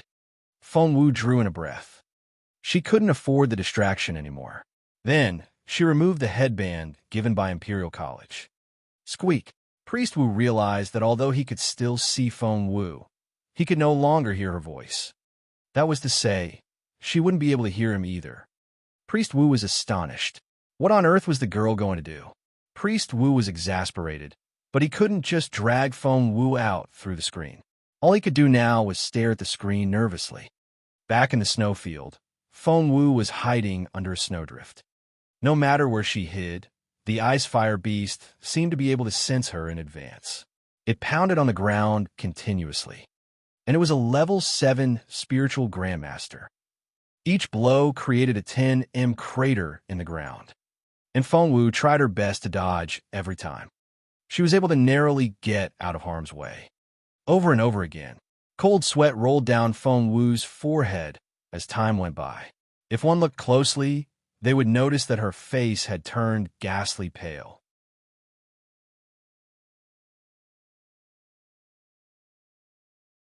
Chapter 779, A Turn for the Better. 779, A Turn for the Better. Feng Wu was ghastly pale. With the blood loss, she looked dreadful against the white snow. She was covered in cold sweat, but she was burning inside at the same time. The chill and the heat made Feng Wu feel like she was being roasted and frozen at the same time. Creak! She ground her teeth together, but couldn't stop them from chattering. But what else could she do? She was hanging on by the skin of her teeth, and she couldn't afford any reckless moves. Boom! Another round of blows rumbled overhead. The ice fire beast was furious and gloating at the same time. As a matter of fact, if it exerted all its power, it would have caught Feng Wu already. However, the beast had grown proud after its breakthrough, and it was showing off its capability. Right now, it acted like a cat playing with a mouse. It was going to taunt Feng Wu and scare her before dealing the final blow. Boom! There was another round of pounding over Feng Wu's head. As time went by, Feng Wu grew weaker and she felt dizzy. Her vision was going dark. It hurt. Feng Wu felt as if she had been torn in half. One side was cold and the other hot. She felt hot inside and cold outside. Cold sweat and hot sweat was coming out of her pores at the same time. It hurt. Boom! Another round of pounding. This time, Feng Wu had no strength left to dodge, and she had to take the assault with her own body. Feng Wu's bloodless face and shivering body finally emerged from under the snow. In the moonlight, the ice fire beast saw Feng Wu lying in the snow with her eyes closed. It couldn't tell if she was alive or dead. Blood was splattered on the snow around her. The red color was almost blazing against the snow. There was a greedy look in the ice fire beast's eyes as it studied the blood on the snow. Suppressing its urge, it slowly approached Feng Wu, one step at a time. Closer, closer. The ice fire beast could smell the fresh blood. SSSS. It stuck out its tongue and licked its lips. That was it. It was done, pretending to be patient. It charged at Feng Wu and was ready to eat the human whole. It had a premonition. The human girl was spilling spiritual essence like a fountain. She was like a ripe fruit. Swallow her, and the ice fire beast would enjoy another upgrade in its capability. Maybe it would become a level 8 now. The ice fire beast was thrilled. However, at that moment, arg, there came a panic cry, and it was coming this way. It was in the ice fire beast's nature to be cautious. It looked up involuntarily in the direction of the voice. In the moonlight, a black duck the size of a palm was running this way at tremendous speed, and a giant magical beast was chasing it in a frenzy. The giant beast was very powerful, but the little thing in front of it was too nimble. It kept changing directions, throwing the magical beast off track. A Chilean beast. The ice fire beast was astonished. Chilean beasts formed a powerful community in Proud Snowfield. They had always lived in Zone 1 and were at the top of the food chain. Why would such a beast show up in Zone 2? Before the ice fire beast could figure out, it saw that the Chilean beast was coming this way. Feng Wu had left the cub with explicit instructions, and it knew what to do. Whoosh! The cub sprinted, leapt onto the ice fire beast's back, then climbed onto its head. It then gave vent to a torrent of abuse.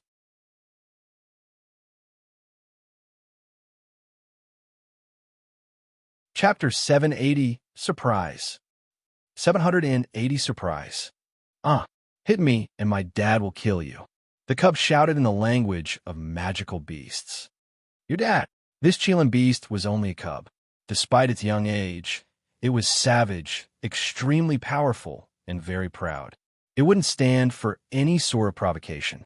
Before the Chilean beast could reply, the ice fire beast flared up.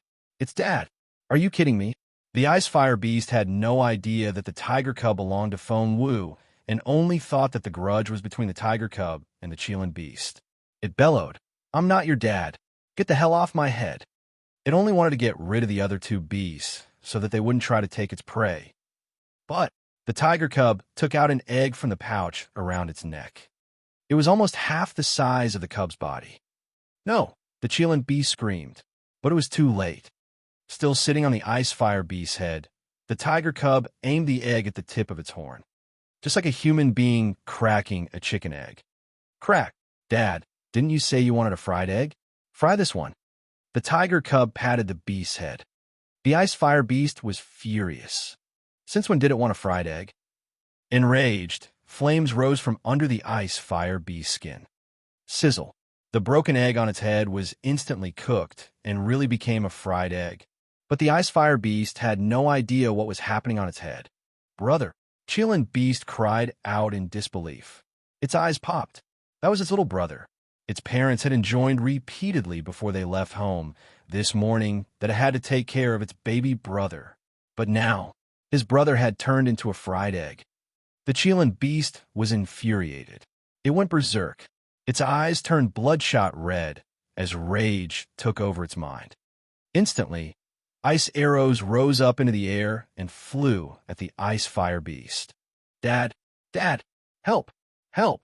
The tiger cub was so tiny that it could easily hide behind the ice fire beast. That only infuriated the Chelan beast further. Do you think your dad can save you? In your dreams. The Chelan beast shifted its murderous gaze to the ice fire beast, and more ice arrows smashed down. During the pursuit earlier, the tiger cub had been boasting about its spectacular, formidable dad, who was supposed to be powerful enough to wipe out the entire Chelan beast race. The Chelan beast already held a grudge against this dad because of that, and with what had just happened, it found the ice fire beast even more despicable. The ice fire beast was infuriated as well. It was going to have a quiet dinner of a human girl, but this Chelan beast just showed up out of nowhere and began to attack it. Did that Chelan beast think it was going to sit there and take the hits? The ice fire beast considered itself powerful enough to move into Zone 1 already. However, intimidated by the Chelan beast race, the ice fire beast could only grind its teeth. Chelan beast, you've been misled. That tiger cub isn't my son. I'm an ice fire beast. How can I have a tiger as a kid? Are you blind? The ice fire beast was so vexed. It was still a virgin. How come it was a dad all of a sudden? The Chelan beast smirked. Your tiger cub boasted about everything to me. Its mother was a silver tiger. Are you going to shirk your responsibility now? That's just ridiculous. The Chelan beast didn't reply, but went on attacking the ice fire beast. The ice fire beast lost its temper. I've had enough. This Chelan beast might be a cub, but it was from a superior race that dwelled in Zone 1 in proud Snowfield.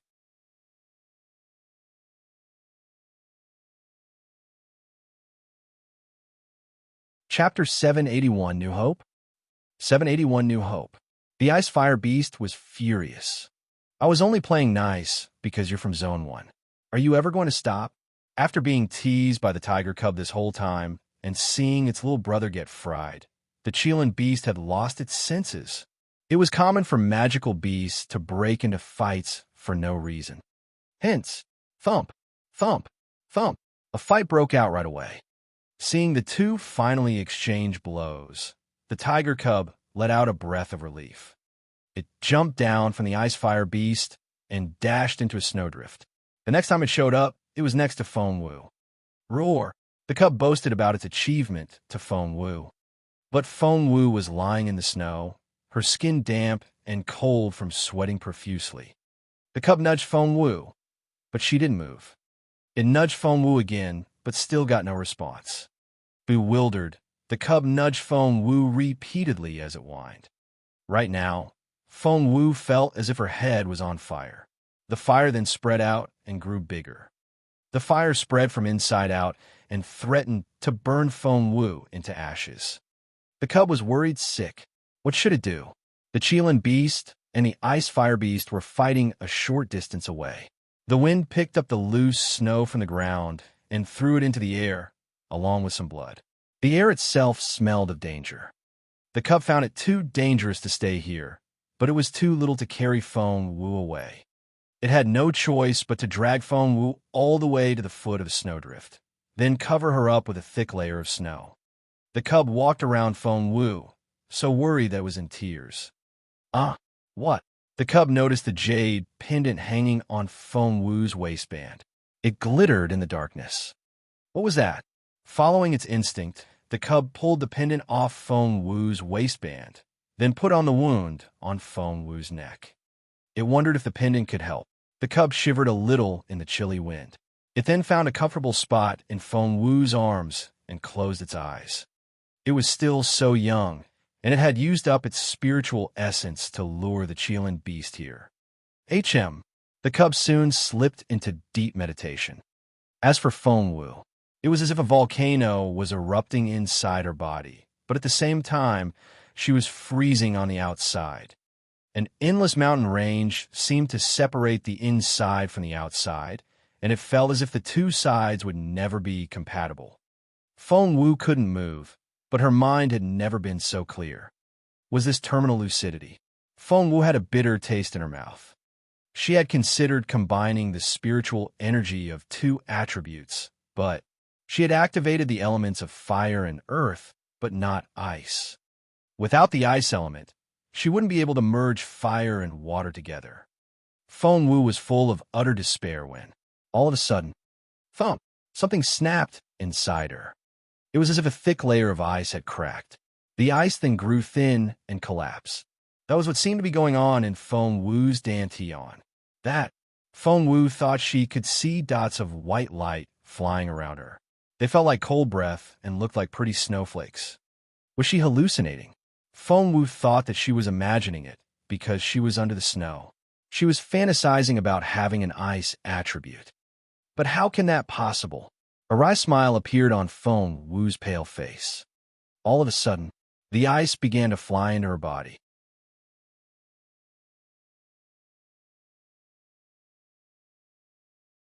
Chapter 782.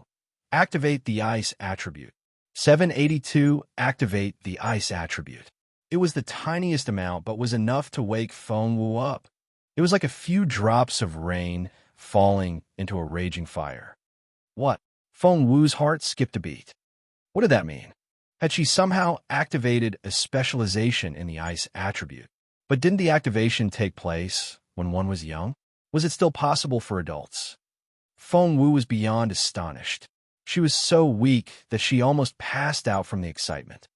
After taking 3 deep breaths, Feng Wu was finally able to gather some strength. With much difficulty, she sat up, then took out a crystal ball from her ring. It was used to examine one's spiritual essence. She pressed a palm to the crystal ball. Immediately, 3 colors appeared in it. The fire attribute took up the biggest section, followed by the earth attribute. Between the red and the brown was a bluish-white belt. It hadn't been there before. Feng Wu's stomach lurched, and she felt a burst of pleasant surprise. The water attribute was blue in color, which made that bluish-white belt the ice attribute. Feng Wu was so excited. Normally, one had to work on their water attribute until they reached a certain stage before the ice attribute could be derived from it. But now, she had somehow activated the ice attribute directly. Feng Wu had to take a few deep breaths to absorb the good news. Holy shit, talk about a blessing in disguise. The narrow escape from death was only a small price to pay in exchange for what she had gained. Taking another deep breath, Feng Wu activated her spiritual essence, directing the ice element into her body. Feng Wu was exceptionally lucky. Any other day, she wouldn't have so much ice attribute energy to use. But now, she was in the middle of proud snowfield and was surrounded by an endless supply of ice. And what was even better, Feng Wu wouldn't have been able to consume much ice attribute energy before, but now. The heat inside her was like a bottomless pit, and no amount of ice seemed enough. It would be such a waste if Feng Wu didn't make good use of this opportunity. Without hesitation, Feng Wu sat up with much difficulty. The slightest move caused such excruciating pain, and she almost stopped breathing, but she still managed to sit up with her legs crossed. It took her several minutes just to get into position. Sweat covered her forehead. Crack! A noise made Feng Wu lower her head involuntarily. She noticed the jade pendant. It had been on her neck, sticking to the wound where the ice fire beast had bitten her. The cool jade wasn't freezing to the touch. Wait, Feng Wu spotted a crack on the pendant. It was a bluish-white color, the color of the ice element. Wait, Feng Wu's heart skipped a beat. Could it be that the activation of the ice attribute had something to do with this jade pendant? Was it possible? Feng Wu wanted to deny it, but a voice in her head kept telling her, yes, that was it. It was all because of this jade pendant from Jun Lin Yuan. Shaking her head, Feng Wu stuffed the pendant back into her pocket. That could wait. Her top priority now was to absorb the ice attribute energy. Sitting still, Feng Wu activated her spiritual essence, gradually taking in the ice attribute energy through her skin, blood circulation, breathing. Feng Wu felt as if she had been split into 2 halves. She was hot inside and cold on the outside, and there seemed to be a wall between the two, stopping them from fusing with each other.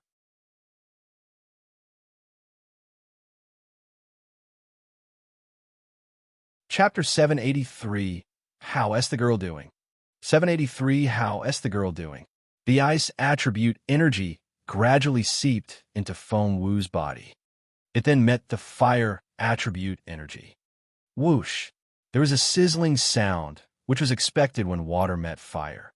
But the ice attribute energy was much weaker than its fire counterpart, and it was used up almost as soon as it entered Feng Wu. However, Feng Wu was able to sense the surging spiritual essence during this process.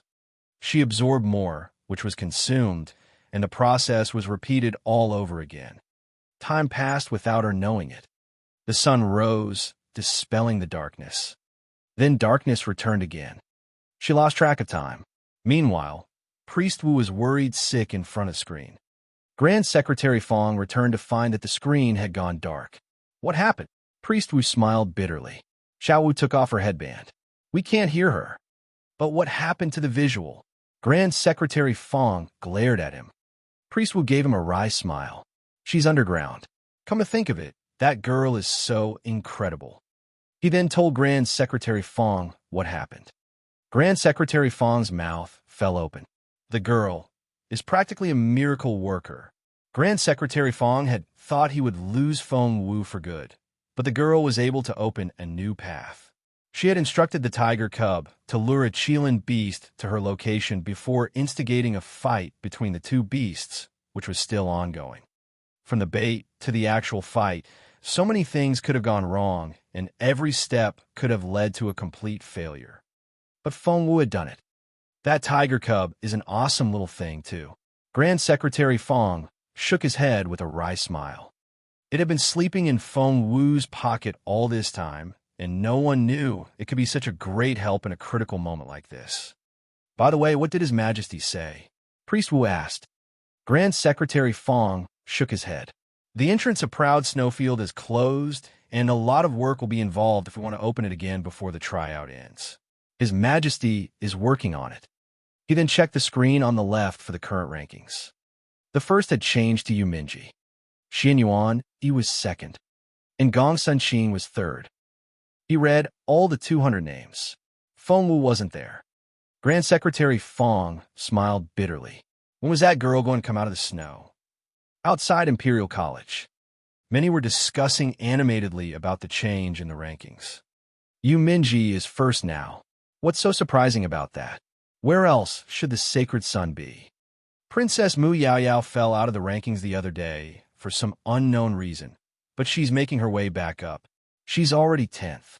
Speaking of which, Miss Gong Sun is so impressive. She fell out of the first 200 the other day, but she's already third now.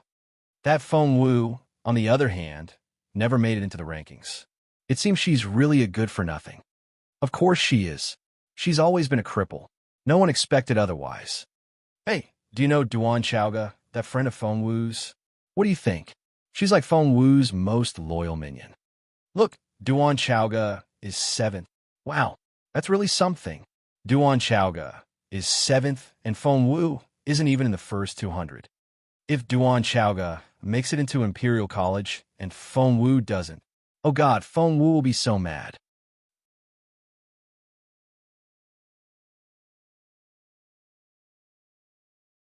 Chapter 784. 784 The Peril, Godly Empress Doctor. 784 The Peril, Godly Empress Doctor. The rankings on the screen outside Imperial College were updated every hour. After each update, the new rankings would be sent to all the major families right away. Northern Feng Mansion. Lady Northern Feng heaved a long sigh as she read the latest report. Feng Sun looked at her in bewilderment. Mother, what was that for? Lady Northern Feng said, What do you think? I'm worried about your sister. If you ask me, she should never have taken part in that tryout in the first place. One should always work at what they're good at and avoid their weak points. Cultivation and spiritual essence weren't your sister's forte at all, but she just had to go. Feng Sun tilted his head and his eyes darted around. What are you thinking? Lady Northern Feng asked. Feng Sun said, If I can give her a hand. Of course you can. What are you waiting for? Lady Northern Feng cast a stern look at Feng Sun. Do I need to remind you that she's your sister? Feng Sun waved his hands. I know she's my sister. I'm just not sure if it's a good idea to help her with getting into Imperial College. We can decide that later. Just help her now. Lady Northern Feng pounded her fist on the table. Feng Sun nodded. I'll go get Boss June. Back in Proud Snowfield. While Feng Wu hid underground, the Qilin Beast and the Ice Fire Beast tore at each other's throat. The fierce battle had attracted a lot of the candidates' attention. For the first time in days, smoke rose from the snowfield. After a few days of searching, more candidates had found each other. Right now, teams had formed in Proud Snowfield. Yu Minji had entered the central area as soon as the tryout started, and no one had spotted him since. Hence, the most capable team at the moment was built around Xianyuan Yi. The team members included Xianyuan Yi, Fong Hai, Luo Zhen, and some other candidates, including Mu Yaoyao. And the second team was led by Gong Sunqing. Shi Xian, Tao Shuang, Yin Yi, and Du Jian were among the members. Ning Chenxi had his own team as well. Word is there's a battle in Zone 2, and a fierce one. I'd love to go have a look. Are you sure? I don't think we're capable enough to go there yet. How about we join hands and go in together? Many agreed to the idea. In the end, dozens of candidates formed new teams and headed for Zone 2. Feng Wu had no idea of the approaching newcomers. Right now, she was still hiding under the snow.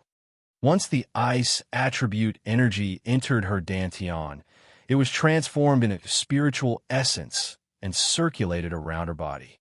Her focus at the moment was solely on her cultivation. The ice attribute energy kept seeping in before running through her channels in the form of spiritual essence. It was an addition to the fire attribute energy. As the ice attribute energy worked its way in, Feng Wu could sense her body being enhanced. And, to her excitement, the two kinds of energy began to merge.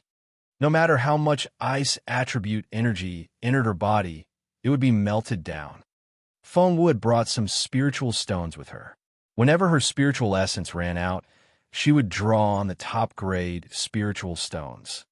Luckily, she had dug out quite a few spiritual stones from underneath the Feng Manor. They were all stored in her ring. 1, 2, 3. Once the spiritual stones were drained of spiritual essence, they turned to ash, which Feng Wu would scatter on the ground. Absorb the ice attribute energy, work it into her body, and turn it into spiritual essence.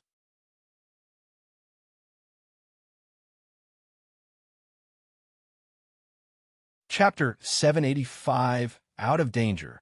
785, Out of Danger. The spiritual essence would then merge with the fire attribute energy. Feng Wu would then draw on the top-grade spiritual stones to recover before starting the process again. The cycle went on and on.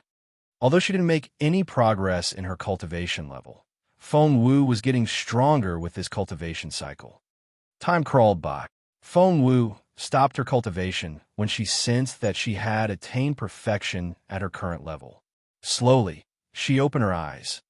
The debilitating feeling was gone. She was back to normal.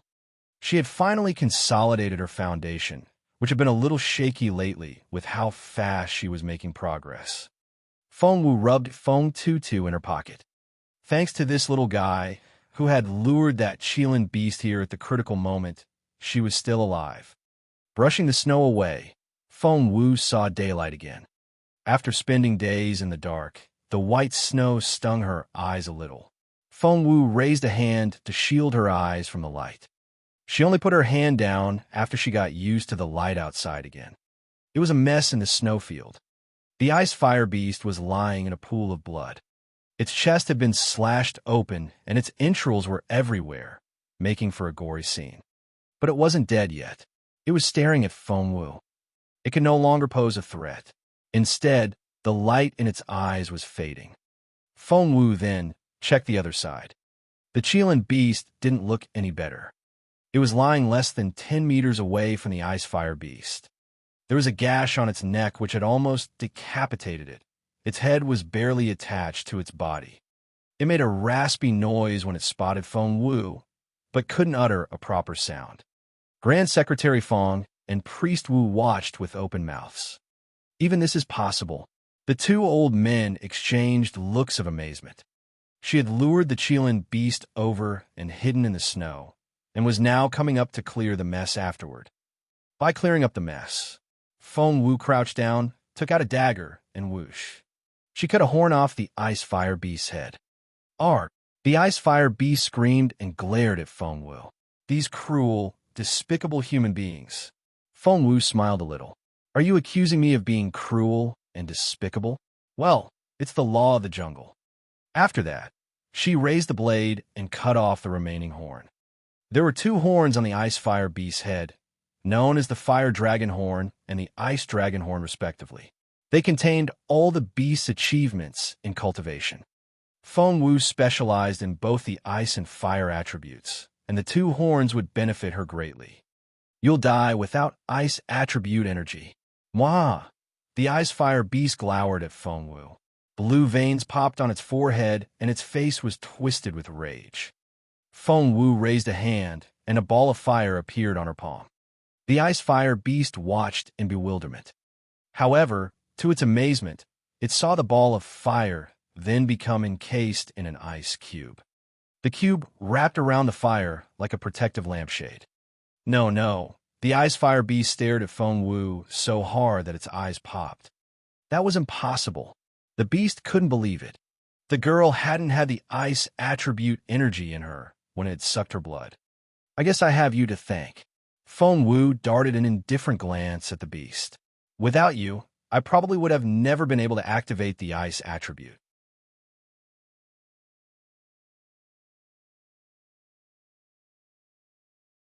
Chapter 786, Feeling Good. 786, Feeling Good. No. The ice fire beast glared at Feng Wu and wouldn't look away. It shook its head repeatedly. Blood poured out of the holes where the horns used to be. The ice fire beast spat out a mouthful of blood, convulsed violently, and died. It refused to close its eyes. It was still staring at Feng Wu with a twisted face in its very last moment. In front of the screen, Grand Secretary Feng and Priest Wu exchanged amazed looks yet again. Priest Wu asked, "Ice attribute." Grand Secretary Feng said, "Yes." Priest Wu asked, "Can it happen to adults?" Grand Secretary Feng said, "Not normally, but Feng Wu had done it." Just then, footsteps came from outside. Grand Secretary Feng and Priest Wu switched the camera focus right away, and the screen now showed Xian Yuan. A tall, thin old man in a neat white robe walked in, looking almost ethereal. He greeted Grand Secretary Feng with a smile as soon as he entered the room. "Mr. Feng, have you been here every day?" It was the elderly head of the Xian Yuan family and one of the 7 members of the Education Board, Xian Yuan Kun. "I have." Grand Secretary Feng nodded, then gestured at Xian Yuan Kun to sit down. Seeing his grandson on the screen, Xian Yuan Kun smiled even more cheerfully. "Have you been observing Yi Er?" Grand Secretary Feng nodded. "Xian Yuan, he has been quite impressive." Xian Yuan Kun gloated, which didn't match his otherworldly demeanor. Stroking his goatee, he feigned a look of resignation. Not impressive enough, apparently. He's still second. What a pity. Priest Wu rubbed his chin. Not necessarily. Xian Yuan Kun looked as if he was confused. How so? Priest Wu cursed the cunning old man in his head.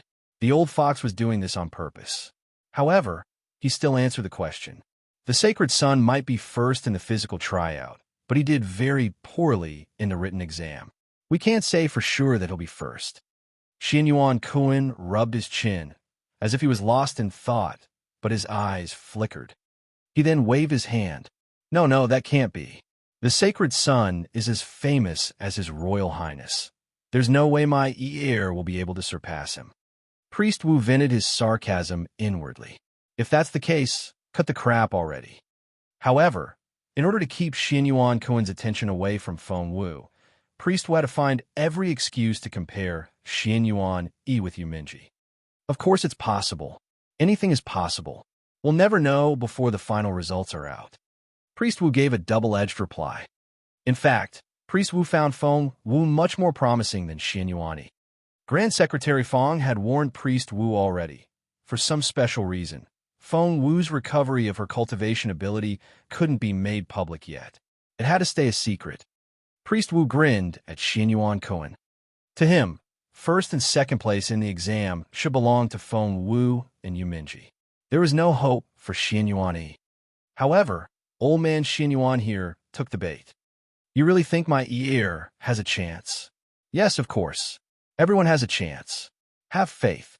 Priest Wu smiled like a fox. Xianyuan Cohen waved his hands again, feigning modesty. You flatter me. Come to think of it, Ear really has great talent in martial arts. And he did pretty well in the written exam, too. Ha ha!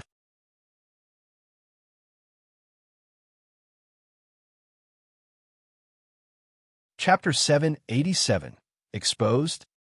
787 Exposed. Old man Xianyuan might try to sound modest, but he failed to hide the satisfaction in his voice. Grand Secretary Fong darted a look at the guy. No one there was nearly as talented as Feng Wu. The girl could activate a second attribute at her current age. And Feng Wu was unmatched in her performance in the written exam. She was the first candidate in history to achieve full marks. Grand Secretary Fong casually darted another look at Xianyuan Cohen. Buddy, you'll see. Oh, by the way, Xianyuan Cohen feigned an indifferent tone. How about we take a look at that Yuminji? What's he up to at the moment? The old man was really here to sound them out. Grand Secretary Fong knew that the top candidate each year would be rewarded with special cultivation resources. The fact that even someone as experienced as Xianyuan Cohen was interested in the reward was proof enough of how valuable it was. Grand Secretary Fong darted a glance at Xianyuan Cohen. The Sacred Son made an agreement with the college before he went in. All visual surveillance of him is off limits. Xianyuan Cohen rubbed his chin. He had heard rumors of it, but it still displeased him to be rejected outright. What about Feng Wu? Let's have a look at her. Xianyuan Cohen changed his target. Priest Wu and Grand Secretary Fong exchanged looks. You wanted to see Xiao Wu? No way. The girl was taking her reward from that ice fire beast, even as they were speaking. If Xianyuan Cohen saw it, he would be alarmed and would probably keep an eye on Feng Wu from now on. The Xianyuan family was well acquainted with the Zhua family, and Xianyuan Cohen was also a close friend of Zhua He. Xiao Wu was the reason Zhua He was dead. Therefore, the girl couldn't be exposed no matter what. At that thought, Grand Secretary Fong turned him down. That girl has long lost her cultivation ability, and she's not even in the first 200. Why do you want to look at what she's doing? Priest Wu chimed in, and she's a girl, and could be swimming or taking a bath as we speak. That's highly inappropriate for us old men to watch. You old bat. Embarrassed, Xianyuan Cohen tried to make an excuse. I'm curious, that's all. No, you're not. You're worried that Feng Wu will threaten Xianyuan Yi's ranking. Are you serious? The girl isn't even in the first 200. Forget it. According to the most updated information, only the names of the first 200 candidates were on the screen, but Grand Secretary Fong had the clearance level to see the full list. And he scrolled down the list. All 900 candidates were ranked according to their scores.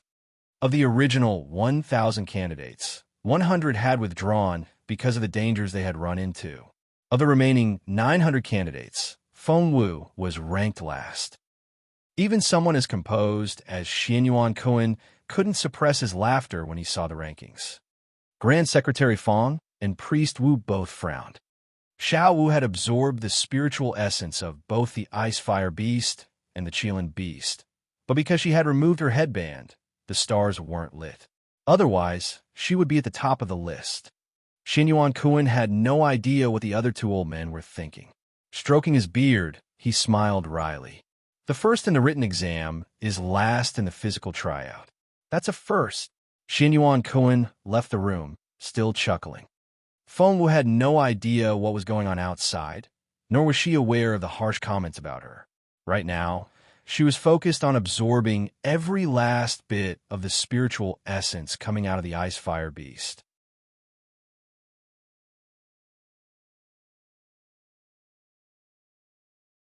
Chapter 788, A Great Harvest. 788, A Great Harvest. The spiritual essence was dissipating fast. If Feng Wu didn't act quickly enough, it would soon disappear into thin air. Therefore, Feng Wu woke the cub and little phoenix up and got them to absorb the spiritual essence along with her. The girl, the cub, and the bird formed a triangle around the ice-fire beast and feasted on the spiritual essence, and they didn't stop until it ran out 15 minutes later. After that, Feng Wu turned to that Qilin beast. With its head barely attached to its body, the beast stared at the tiger cub with a despairing look in its eyes. This cub was the culprit in this whole thing. The tiger cub had lured the Qilin beast out and instigated a fight between the two beasts. Then, it wasn't your dad. Seeing that the tiger cub was very close to the human girl and that it was even absorbing the ice-fire beast's spiritual essence, the Qilin beast finally realized what had happened. It stammered out those words in broken beast language, feeling utterly betrayed. The tiger cub looked back at the Qilin beast with an innocent look in its eyes and shook its head. Of course not. The Qilin beast was shocked. So, it had been tricked by this abominable tiger cub. It wanted to cut the cub into pieces. Its gaze then shifted from the cub to Feng Wu. Her blood smelled so good. Staring at Feng Wu with a greedy look in its eyes, the Qilin beast said to the cub in a matter-of-fact tone, "You, do me a favor." The cub looked at it in bewilderment. The Qilin beast swallowed in pain, then stared at Feng Wu. "Kill her and give her blood to me." Instinct made the Qilin beast struggle for its life. Somehow, it knew that it would survive if it could eat the human girl.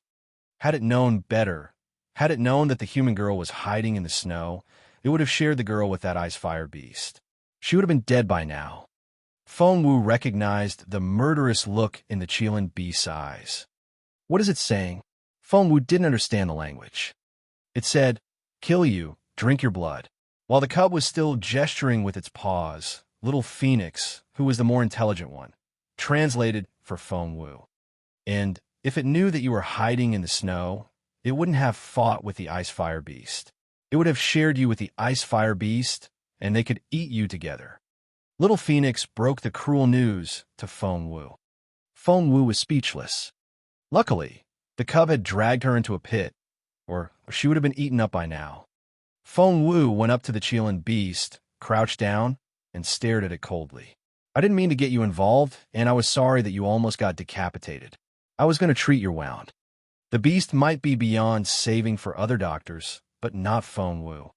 She could have saved this Qilin beast cub, but your worst decision was to express your will to kill me at this moment. Feng Wu looked into the Qilin beast's pleading yet angry and agitated eyes. "I know you're pissed, and you may even promise not to kill me afterward," but Feng Wu smiled. "I know the story of the farmer and the snake. The Qilin beast spoke its own language, but it could understand what Feng Wu was saying.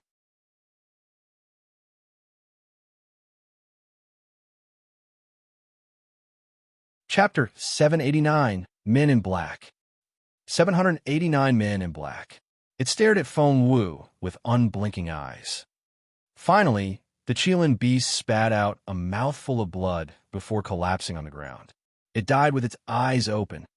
A pot appeared in Feng Wu's hand, together with a tube. She stuck one end of the tube into the Qilin beast's neck and left the other end in the pot. The Qilin beast's blood then flowed into the pot through the tube. It would be such a waste if we let such precious material rot here. Once the tube was set, Feng Wu found a flat area to put the pot down, then beckoned little Phoenix and the cub over to absorb the spiritual essence of the Qilin beast. Feng Wu had quite a few spiritual stones left, but in order to absorb the spiritual essence from them, they had to go through an extraction process first. The Qilin beast's spiritual essence, on the other hand, existed separately to begin with and was much faster to absorb. It was efficient and much less wasteful. If Grand Secretary Fong and Priest hadn't stopped Xinyuan Kun earlier and had let the guys switch the camera focus back to Feng Wu, this would be what they would have seen. All would be exposed if that happened. They drained the Qilin beast of all its spiritual essence in 15 minutes. Little Phoenix and the cub both fell asleep. Feng Wu knew that both would be able to make another breakthrough after they woke up, and they would be incredible. Feng Wu smiled at that thought. With a wave of her hand, she put the two pets away in her ring, and the pot full of Qilin blood was also stored there. Feng Wu had built a small storage room about 5 square meters in size inside the ring space, where she put all her bits and bobs. As for the rest of the ring space, well, it was her beautiful master's personal space, and she wouldn't mess it up with all the sundry goods. Once that was done, Feng Wu torched the dead bodies of the two beasts. She left only after they were burnt to cinders. Shortly after she left, all of a sudden, apparition-like figures appeared on the spot where Feng Wu had been standing. They were all dressed in black. Black headscarves, black masks, black robes, black trousers, and black shoes. These people seemed to suck in all the light around them. They weren't students of Imperial College, which was why the system didn't detect them. A battle took place here. The head of this team of 10 was a slender hitman. Staring at the embers, he frowned a little. The battle was between two magical beasts, but I see signs of Feng Wu. A short man went down on all fours and snuffled loudly in the snow. He followed the scent and headed all the way toward a pile of snow. Before long, he began to dig into the ground until he reached a hole. Feng Wu was hiding here earlier. This team of men in black uniforms were professionals. Both their tones and their movements sent chills down one's spine. It was as if they weren't talking about a real person, but a corpse. Feng Wu, who was walking in a valley, sneezed all of a sudden. Achoo! She rubbed her nose. Was someone talking about her behind her back? Back to the other side. The lanky team leader looked down at the short member. 10, are you sure? Yes, Captain. The eyes of the teenager addressed as 10 glinted. How can you be so sure? Do I need to remind you that by successfully completing this task, our team, Blade, will be set for the rest of the year? The team leader stared at 10 with a savage look in his eyes.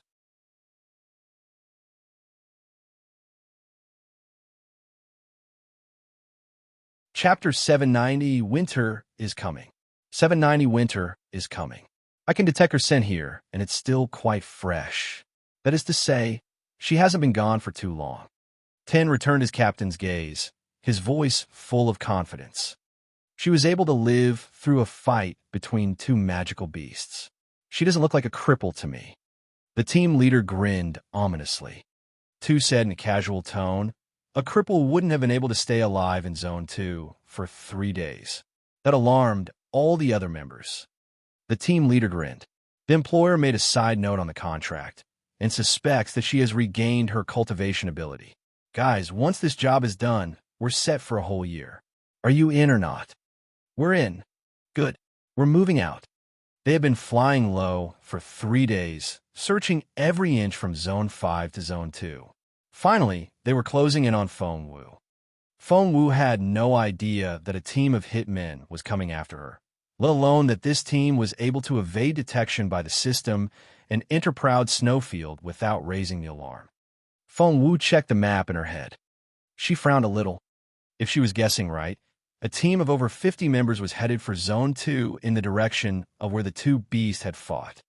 Feng Wu was glad that she had torched the remains of the Qilin beast and the Ice Fire beast. Otherwise, the others might look into it, and there would be a lot of trouble. She had 2 options now. One was to meet up with Chowga in Zone 3. They would then go to the central area together to find the Frosty Night Beast. The other option was to enter the central area alone, where she would find the beast, get the Heart of Frost essence, then go and get Chowga. Feng Wu shook her head when she recalled Chowga's capability as a level 2 spiritual grandmaster. The Frosty Night Beast was too dangerous.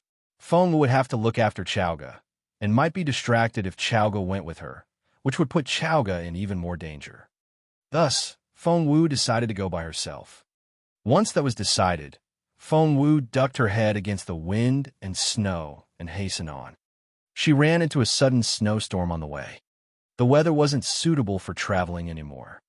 Seeing that it was getting late, Feng Wu found a leeward slope, dug a hole in the snow, then crawled into it. It was a dark, windy night. Together with the raging snowstorm and the fact that she was on the edge of Zone 1, where formidable magical beasts dwelled, her life would be in danger if she pressed on. Feng Wu closed her eyes and began to cultivate once she sat down in the hole. After absorbing the spiritual essence of the ice fire beast and the Qilin beast, Feng Wu needed time to process it so that it could be transformed into a spiritual essence that she could use. Otherwise, it would only pile up in her energy channels and become a burden on her health. It was the same as drinking a potent tonic and not digesting it. Little Phoenix and the cub were much luckier. Once they settled down in their dormant states, their bodies automatically started to work, digesting the spiritual essence they had absorbed. That was the main difference between the cultivation methods of magical beasts and human beings. After circulating the spiritual essence around her body 3 times, Feng Wu was able to digest most of it. Just then, she heard faint voices outside. "Captain, the trail stops here."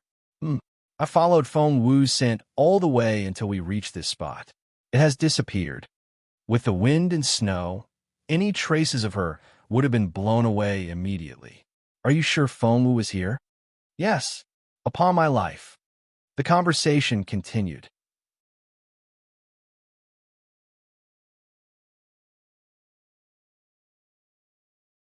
Chapter 791. She is right here. 791. She is right here.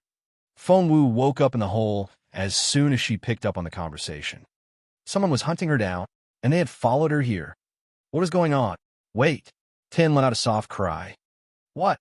I caught Feng Wu's scent again. You think? Tin, are you sure? Yes. The team leader trusted Tin's expertise in reconnaissance, and he gave the order right away. Everyone, start looking. Search everywhere within a 5 kilometers radius. Yes. Feng Wu slowed down her breathing and adjusted her body functions to the lowest level possible. She was practically in a vegetative state. Despite her inactive body, her brain was spinning. Someone wanted her dead, and judging from the footsteps, there were 10 of them. They were all advanced cultivators. Level 5 spiritual grandmasters, at least. Who sent them? How'd they get into Proud Snowfield? Feng Wu was as inert as a stone, and her heartbeat was barely detectable. It would be very difficult for those people to find her. The team gathered up after a short while. Captain, I didn't find the target. Captain, I didn't find the target. Captain, I didn't find the target. 8 members came back with the same report. But that didn't settle Feng Wu's mind. For some unknown reason, she knew that the scout who had detected her scent would report otherwise. She was right. She's here. All eyes were on 10. 7 said, no, she's not. 10, yes, she is. 7 asked, where then? 10 smirked. You're practically looking at her. The others stare at 10. 10 grinned and pointed at the snowfield they were standing on. She's right here under the snow. I can sense her. Feng Wu. She was on guard. The guy had discovered where she was hiding. What kind of skill was that? Luckily, Feng Wu had activated the ice attribute, and with both the fire and ice energy, she was able to melt the snow and build a long tunnel underground. Then, she could move around easily in the snow. Feng Wu crawled on all 4s, moving as slowly and carefully as a cautious gecko. Because of that 10, with his acute nose, Feng Wu had to be extra careful. If they caught her, Feng Wu had a hunch that these people would be worse news than that Qilin beast. The area they stood on was over 1,000 square meters in size, and it took them a while to search every inch. Roughly 15 minutes later, they reported back to their captain, who was waiting by a snowdrift in the center of the area. Captain, the target isn't here. Captain, the target isn't here. Captain, the target isn't here. All 8 members came back with the same result again. Have you checked everywhere? The team leader frowned. Yes, every inch and as deep as 10 m underground. She isn't here. The same with me. The same with me. All eyes were on 10 again. The team leader also looked at 10. What do you say now? I can still detect her scent. She's here. Seeing that the others wouldn't believe him, 10 was a little on edge. Except she's not. 7 snorted. Apart from pits, tunnels, and water, the only thing underground is snow. Yes, that's what I found, too.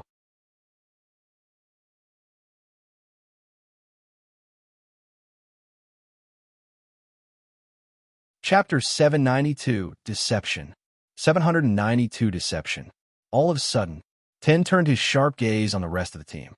What did you say? In nothing. Pits, tunnels, and water? 10 gave them a stern look. How can there be water underground? Everyone was astonished and enlightened. That was right. On a stormy night like this, the temperature had dropped so dramatically. All water should have frozen. Where? 10 bellowed. The other team members jumped at his voice, but then realized what was wrong. Without hesitation, 7 led him to the spot. Here. They searched in unison and found a small opening underneath. After some digging, they found what they had been searching for. The opening of the tunnel had smooth edges and was wide enough for just one person. The water had already frozen into ice. But 10 frowned after touching the ice. It hasn't been frozen for long. Feng Wu's scent is here and very fresh. The others exchanged looks of embarrassment. This is the spot where I detected water. This is the spot where I detected water. Several team members spoke in turn. The team leader's face went livid, because if they were to draw a line through all the spots where they had detected water, they would find a long tunnel running from south to north. Still unconvinced, the team leader went up to one of the spots and dug down. And there really was a tunnel. Feng Wu was right here. 10 stared at the snowdrift in the center of the area. And they had been talking by it. That was to say, Feng Wu had heard everything they said. We must find her and take her out. Otherwise, our employer will be exposed. The team leader's eyes glinted. If we can't kill her in Proud Snowfield, we'll be facing damages too high for us to pay. He stared at 10 as he spoke. For 10 really had the ability to locate Feng Wu. 10 narrowed his eyes. She hasn't gone too far. Move. The team set off as soon as they could. With the tunnel made from her fire and ice energy, Feng Wu was able to get away from the area. Once she was over a kilometer away, she jumped out of the snow and began to run. Luckily, under the cover of night and the snowstorm, visibility was very poor. One couldn't see a thing a kilometer away.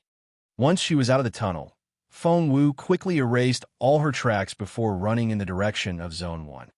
She had no idea who sent those men in black, but she was alarmed by their skills in searching and tracking. Feng Wu pulled out a sledge and quickly slid away across the snow without leaving a trace. The team known as Blade arrived at the scene shortly afterward. 10 led the team, and he pointed at the hole. Here is where the target went off-grid again. The others exchanged looks of bewilderment. The target was able to escape from us when we came at her from all directions, which says a lot about her capability and intelligence. We need to be more careful, the team leader said in a stern and alarmed voice. He then turned to 10. Which direction? 10 specialized in tracking. He went down on all fours and snuffed around, then lifted his head, looking confused. Everyone looked at him in bewilderment. The team leader frowned. Can you not find her? 10 shook his head. I can detect her scent in 3 directions. The team leader said, there are only 4 directions in total, and you can smell her in 3. 10 looked as displeased as his leader. The target has realized we're tracking her. She has excellent counter-reconnaissance abilities, and she's trying to throw us off track with deceptive tricks.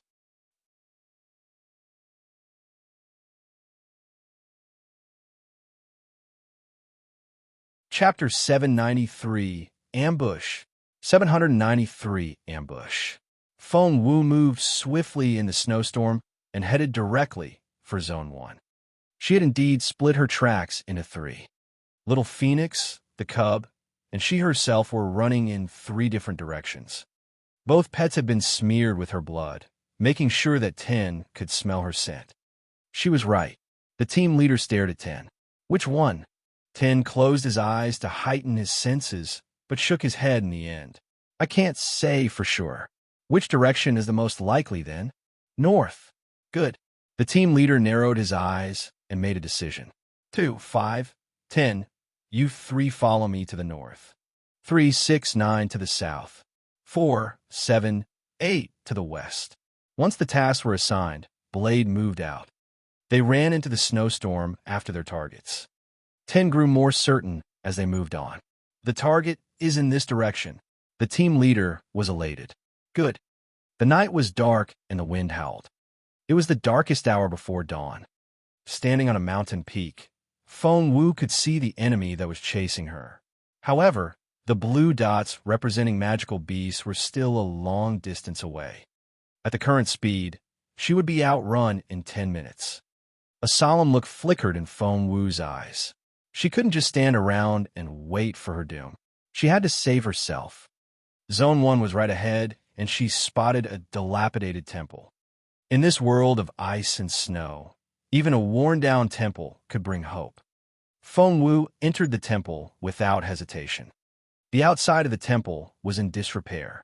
This lone building in the middle of the snowfield threatened to fall down at the slightest breeze. However, after she walked in, Feng Wu saw that someone had cleaned it up. Not only was there a stove and firewood, she also found some rice and flour in a bucket. If she was guessing right, this place had been used as a temporary hunting lodge. Feng Wu smiled a little as she examined the makeshift kitchen. Other candidates couldn't bring many supplies in with them, but not her. For instance, all her potions were stored in her ring. After taking a quick tour of the kitchen, Feng Wu left the temple. But she didn't go far. Instead, she lay in wait under a snowdrift a few steps away from the temple. From that angle, Feng Wu could see the window, and she had already poked a hole in the window paper. She had the best view. She believed that those people would come after her very soon. As expected, in less than 10 minutes, footsteps came from the other side. "Captain, there's a house," one of them cried out in pleasant surprise. After a 3-day chase in the snow without rest, even these capable hitmen wanted a roof over their heads and a fire to warm their food. 10 frowned. 5, it's not time to eat yet. 5 was disgruntled. 10, can we at least continue the pursuit on a full stomach? We've been running for 3 days without rest and had to survive on rock-hard pancakes and snow. I'm not sure if we can survive for long if this goes on. 10 sulked, but didn't say another word. The team leader asked 10, anything new on the target? 10 frowned. Her scent has grown fainter, and it's getting harder to track her. The team leader looked up at the sky, then shook his head. The snowstorm is getting heavier, and we won't be able to travel in these conditions. We still have 4 days left. Let's take a break inside.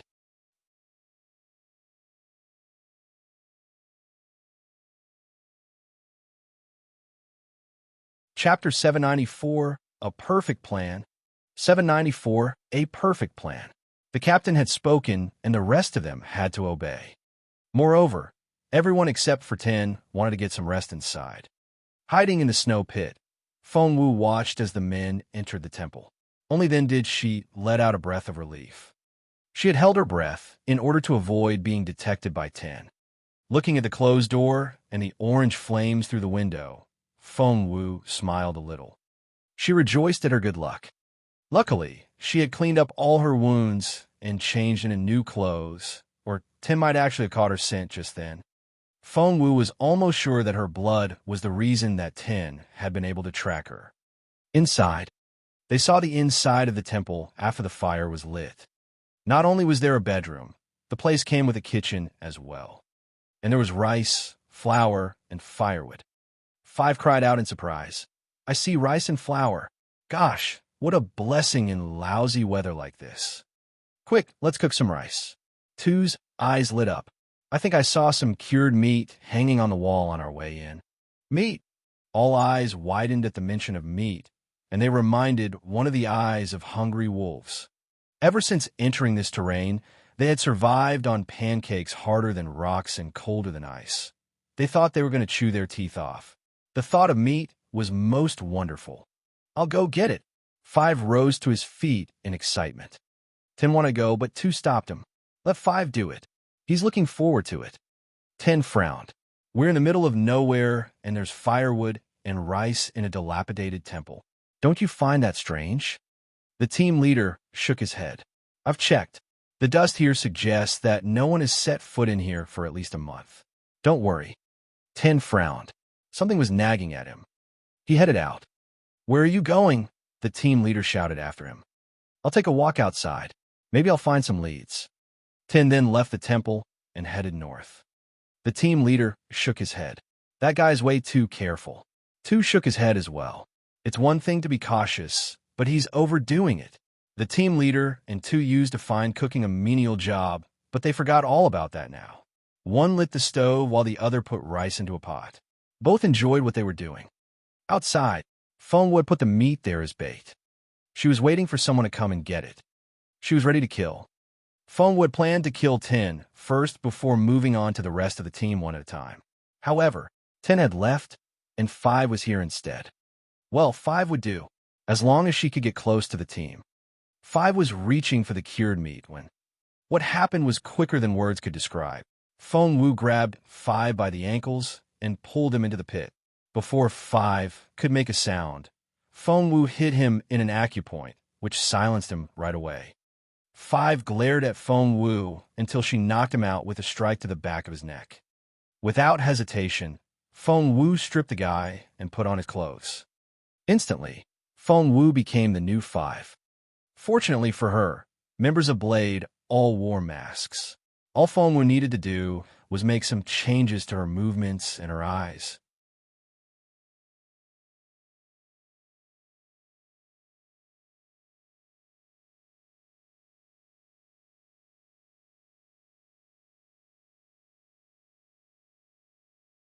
Chapter 796, Foamwood the Excellent Actress.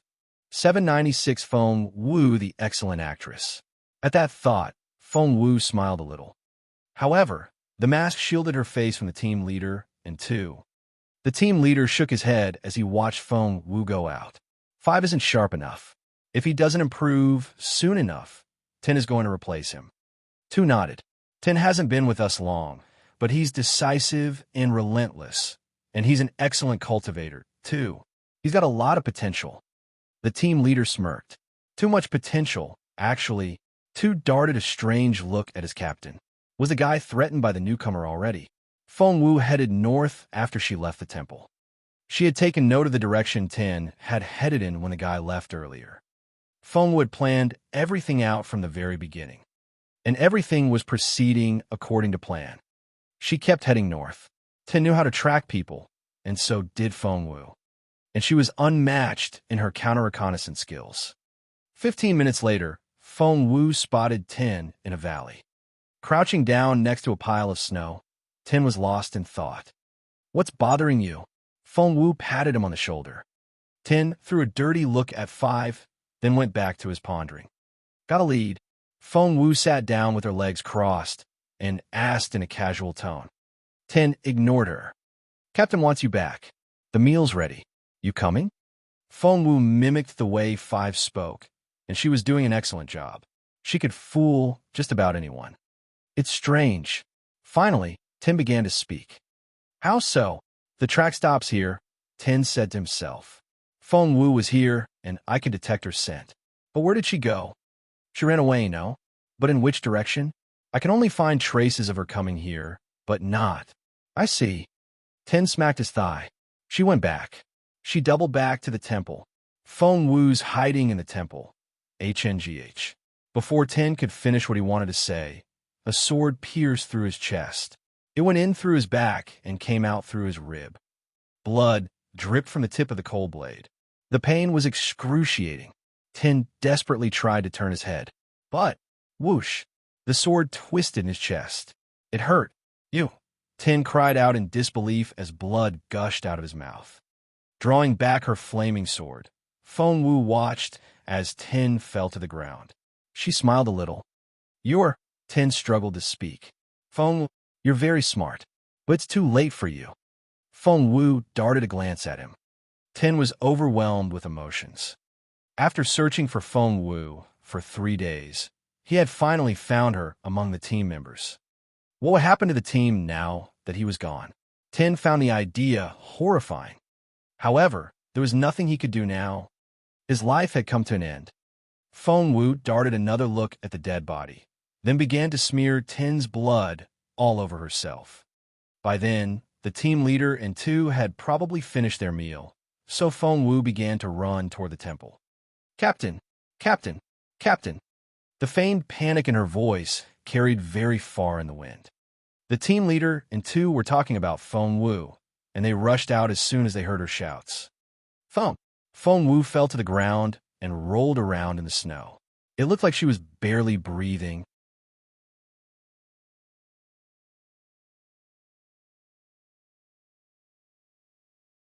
Chapter 797, one at a time.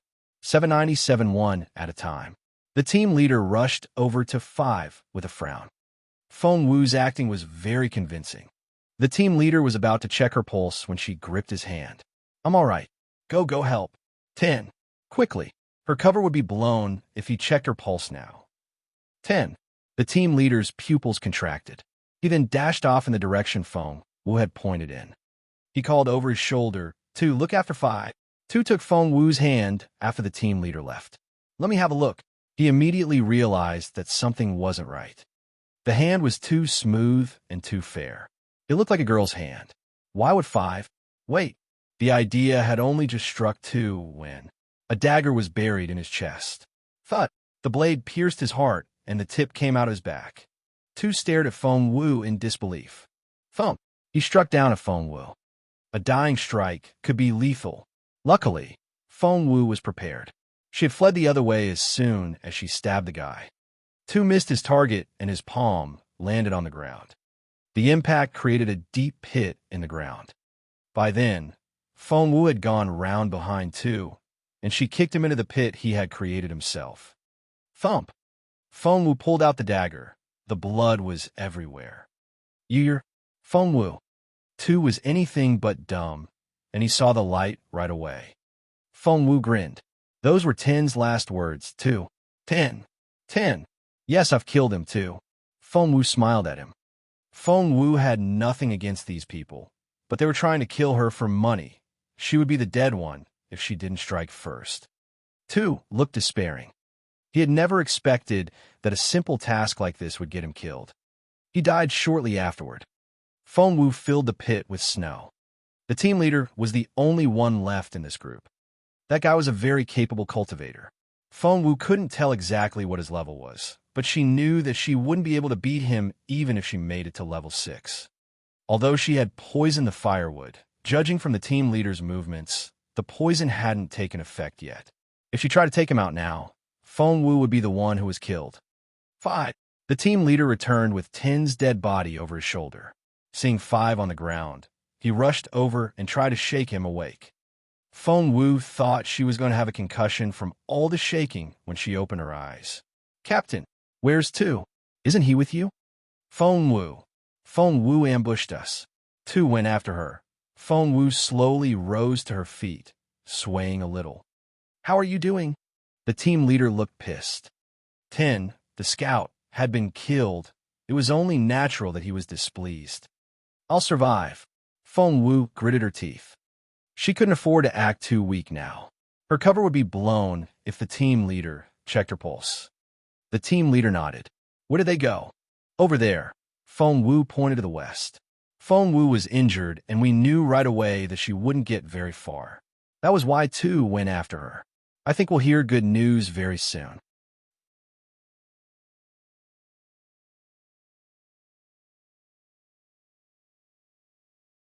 Chapter 798 gone?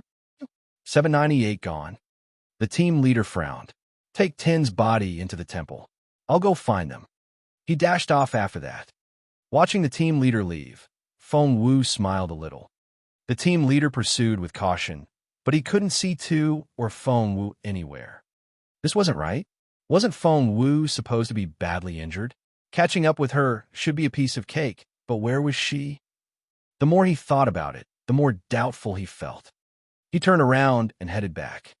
The temple was dead silent, and he didn't hear a thing. The team leader walked in to find 10's body on the ground, but where did 5 go? 5? 5, he called out with a frown. But 5 didn't show, no matter how loud his voice was. That was strange. Meanwhile, Feng Wu was lying in a snow pit, waiting for the poison to take effect. She wouldn't be able to beat the team leader if she confronted him now. Her best option was to stay put and let the poison do its work. But there was one thing Feng Wu hadn't taken into consideration. The team leader was more cautious than she had anticipated.